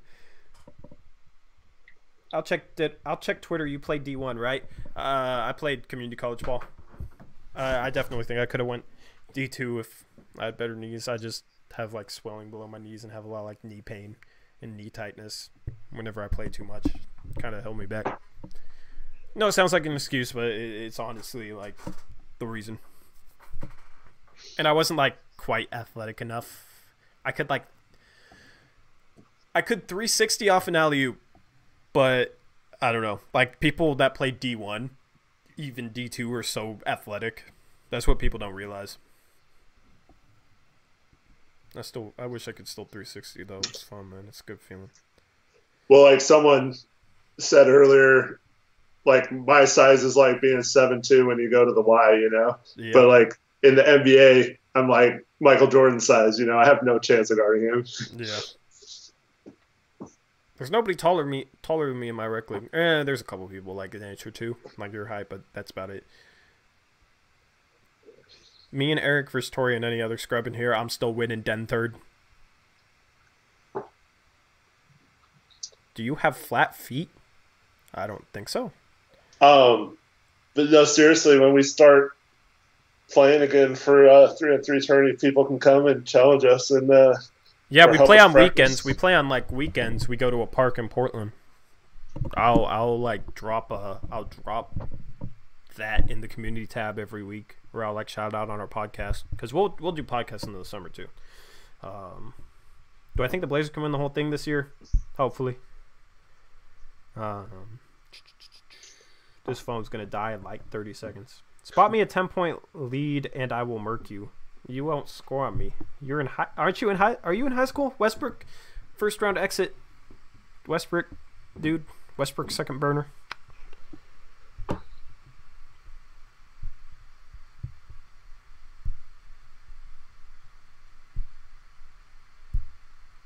Melo's on a lot of. He's pretty much your age. Oh, is he? 22. Okay, I mixed you up with somebody else. So yeah, you're younger than me.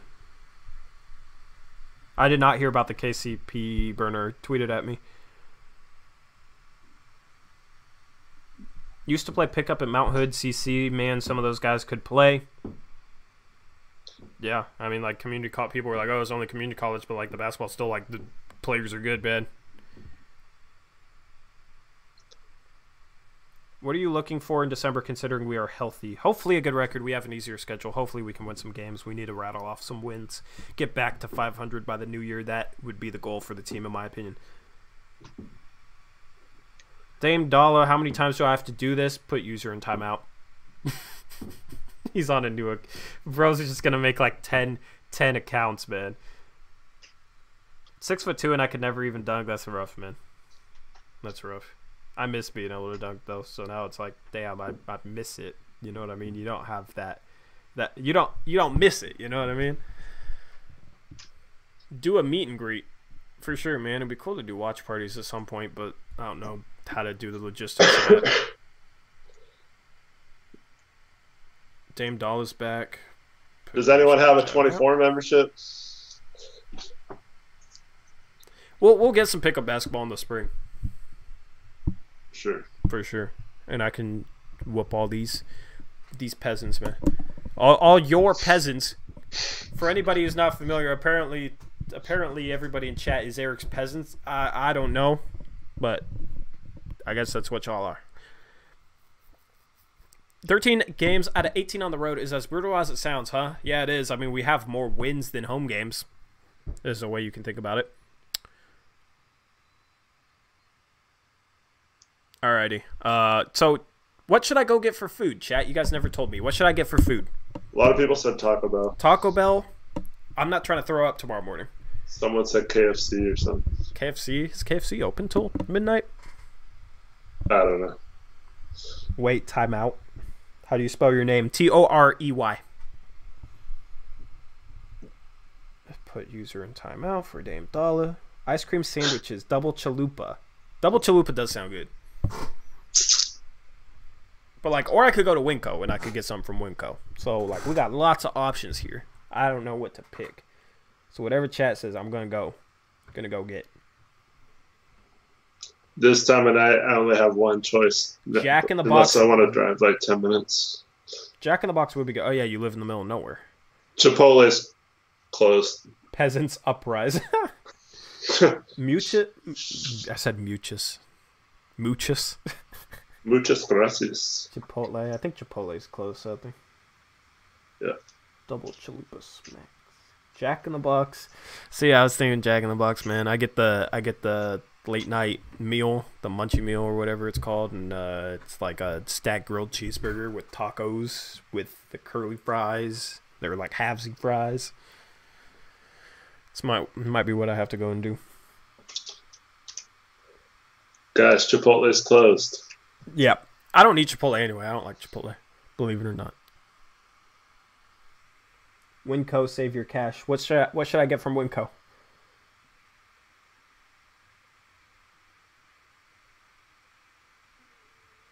Came to listen from the start as I sleep. You're still streaming.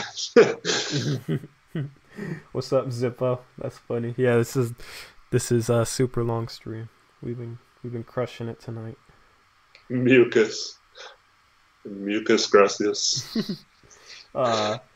There's this one taco that gave my friend food poisoning so bad that he had to have his gallbladder removed. It was pretty good though. Well, I'm not getting Taco Bell. Mucus gracias.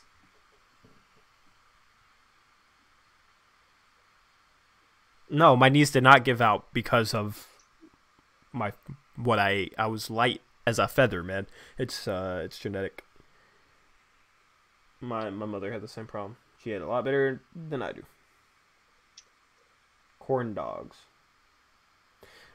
I don't have a oven easily available to me, or it's like upstairs, and I don't like going upstairs. Basically. I'm not the only person that lives here, but I stay down here. Everybody else stays up there. So it's like I'm by myself, but that's about it. To the 40 people that are still in here, you guys are awesome. Except for all the people that said something about my forehead. You guys suck. Yeah. Still killing it with 40 people though. The preseason streams and stuff, we didn't even get 40 like off the rip. So it's nice having you guys stick around, man.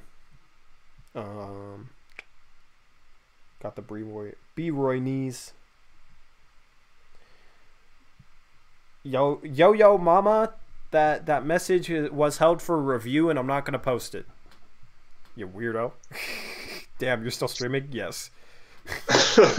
So we're talking about what I should go get to eat. What do you think Yo Mama said? Something sexual for sure. Yep. Probably having to do with some nuts. Yep. Yep. How'd you know? Turkey sandwiches, bro. Hey, yeah. Actually, I had a sandwich last night. That's a good idea, though. I had a turkey sandwich last night with Cheez-Its on it. It was actually kind of good. Yo Mama is like all those guys in the forum that only talk about how their thing is growing watching.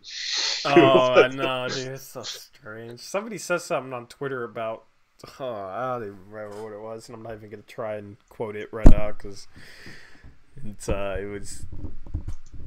it was suspect. Phone's dead. All right, there we go. I'm probably going to go get Jack in the Box, honestly. Hopefully they haven't shut down their grill yet. Shout out to the people who said Jack in the Box. That's a good decision. I forgot. Or Wendy's. I'm surprised nobody said Wendy's. Maybe I'll get Wendy's. Should I get Wendy's? I don't know. I'll flip a coin or something. That's how I make a lot of my decisions. Because I suck at deciding things. Fat Dave's. Oh yeah, Fat Dave's. I haven't gone to Five Guys in a while. Five Guys is good, but yeah, we're gonna wrap up this stream. I'll edit that mailbag tonight, and what else? Stream on Wednesday. I'll wake up for that one. We'll have the podcast. What's up, 3J McCollum? He says, yo, what's up? New subscriber from Georgia and was looking for post-game shows. That game was so much fun. Yeah, that game was a lot of fun, man. Hopefully you enjoy our post-game shows. Usually they don't go this long. Usually they're about an hour to 2 hours, but this one was a super long stream today. Had a lot of fun. Tori, 5 more minutes. Also, Tori, 40 minutes later. What should I get to eat? Yeah, I don't know. I don't really got anything to do other than edit this mailbag, and I'm kind of putting that off. Oh, nuts. How long was the stream? We're on 3 hours, 40 minutes. We went live right after the game. We go live like right after the game, bro. Yeah, usually they aren't this long, but we've been chilling. And hit that notification bell. And I've been taking a lot of heat from my forehead. Yeah, hit that notification bell so you're notified when I go live and when I upload. Or follow me on Twitter at ToryJonesYT because I tweet out when I go live. One more joke from everyone before you go off. Yeah, fine. Have at it. Roast my forehead. You goddamn asshole. Big forehead MF. Okay, gassy jalapeno. I'd rather be a big forehead MFer than a gassy jalapeno. Unlock Westbrook. I will after the stream. Oh my god, bro. Y'all can get it out now if it's not on future streams. If I'm lagging, that's because I'm reading the chat right now, and that makes it lag if I read it on my computer and not my phone. Y'all know the deal. It's probably past a lot of your guys' bedtimes. Zipo the Hippo says, how good are you at basketball in real life? I know you play rec, but I'm wondering if you're any good. Yeah, I'm good, man. I'm good. We just talked about that for like 2 minutes. I dropped 17 on a guy who's in the NBA now. My senior year of high school. I dropped 17 on like 8 shots on Robert Franks, who's a two-way player for the Charlotte Hornets now. Like I have like mid-range fadeaways, one-legged fadeaways. I'll pull out a rondo move here and there. Like I have a lot of different. I'm a scorer, but I can pass, I can defend, I can do. I could probably still hold my own playing community college ball, I think.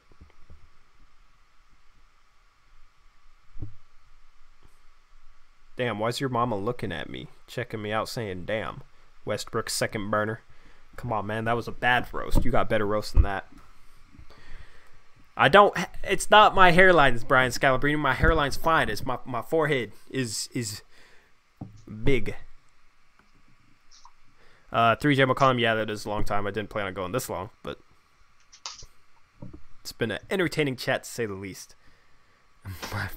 Okay, Crispy Bananas wins it. Tore his forehead bigger than Russell Westbrook's ego. Even Russell Westbrook, first round exit Westbrook, and Westbrook's second burner account didn't come up with that one. I said one joke, man. I said one joke. Westbrook coming in here with 2 jokes. No, I said one joke. One joke each. Dame Dollar trying to get permabanned again. Gas Jalapeno says to challenge the outsider dude to one-on-one. Dude, that's a joke. Like, those guys can't play basketball. Yeah, no. Those guys would not want to be seen playing basketball because then I feel like people would take them as seriously.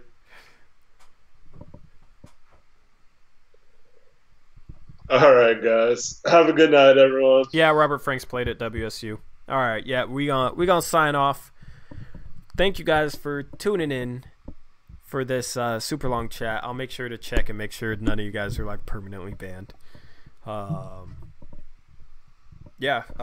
thank you guys for tuning in. Thank you guys for roasting me for the past hour and a half. It's been fun. It's been real. I'm gonna go cry in some Jack in the Box food right now.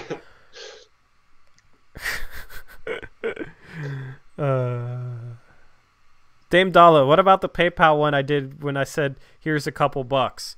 My phone's dead, so if you donated when my phone was dead, I didn't see the notification, but honestly you've roasted me so much that I kind of deserve those couple bucks, so let's just leave it at that. Sorry the stream, planning a stream for an hour, 4 hours later. Did I say I was planning for hey man, my plans don't normally go to plan. My uploads, my everything. Shut the hell up. But yeah, anyway, I'll catch you guys later. This is Tori signing off. I'll catch you guys on Wednesday with the. I'll catch you tomorrow with the mailbag, or tonight with the mailbag. Try to remember my plans here. I'll catch you Wednesday with the podcast. Wednesday with the post-game show. And yeah, today's Monday. Okay, yeah, and that'll be that. So I've been talking for too long. Eric's sitting here being an asshole, man. Even though there's a reason I handled the intros and the outros and not Eric. I'm just laughing. Hey, man, I had a really good. We filmed a podcast and I was the host and I thought I did pretty well and you messed it up. So. Well, I mean that's when we weren't live. That was. Yeah, I know. And you wouldn't have known what to do with that pod because that was a mess, bro. But yeah, I didn't want to let you shine. You know, and lead your goddamn uprising.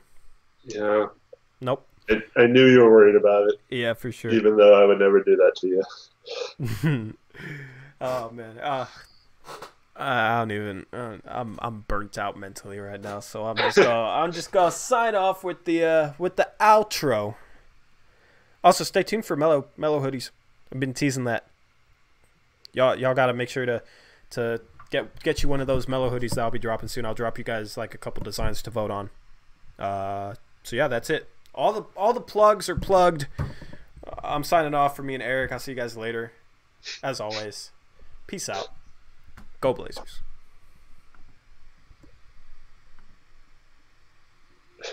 End stream. What's that? End stream.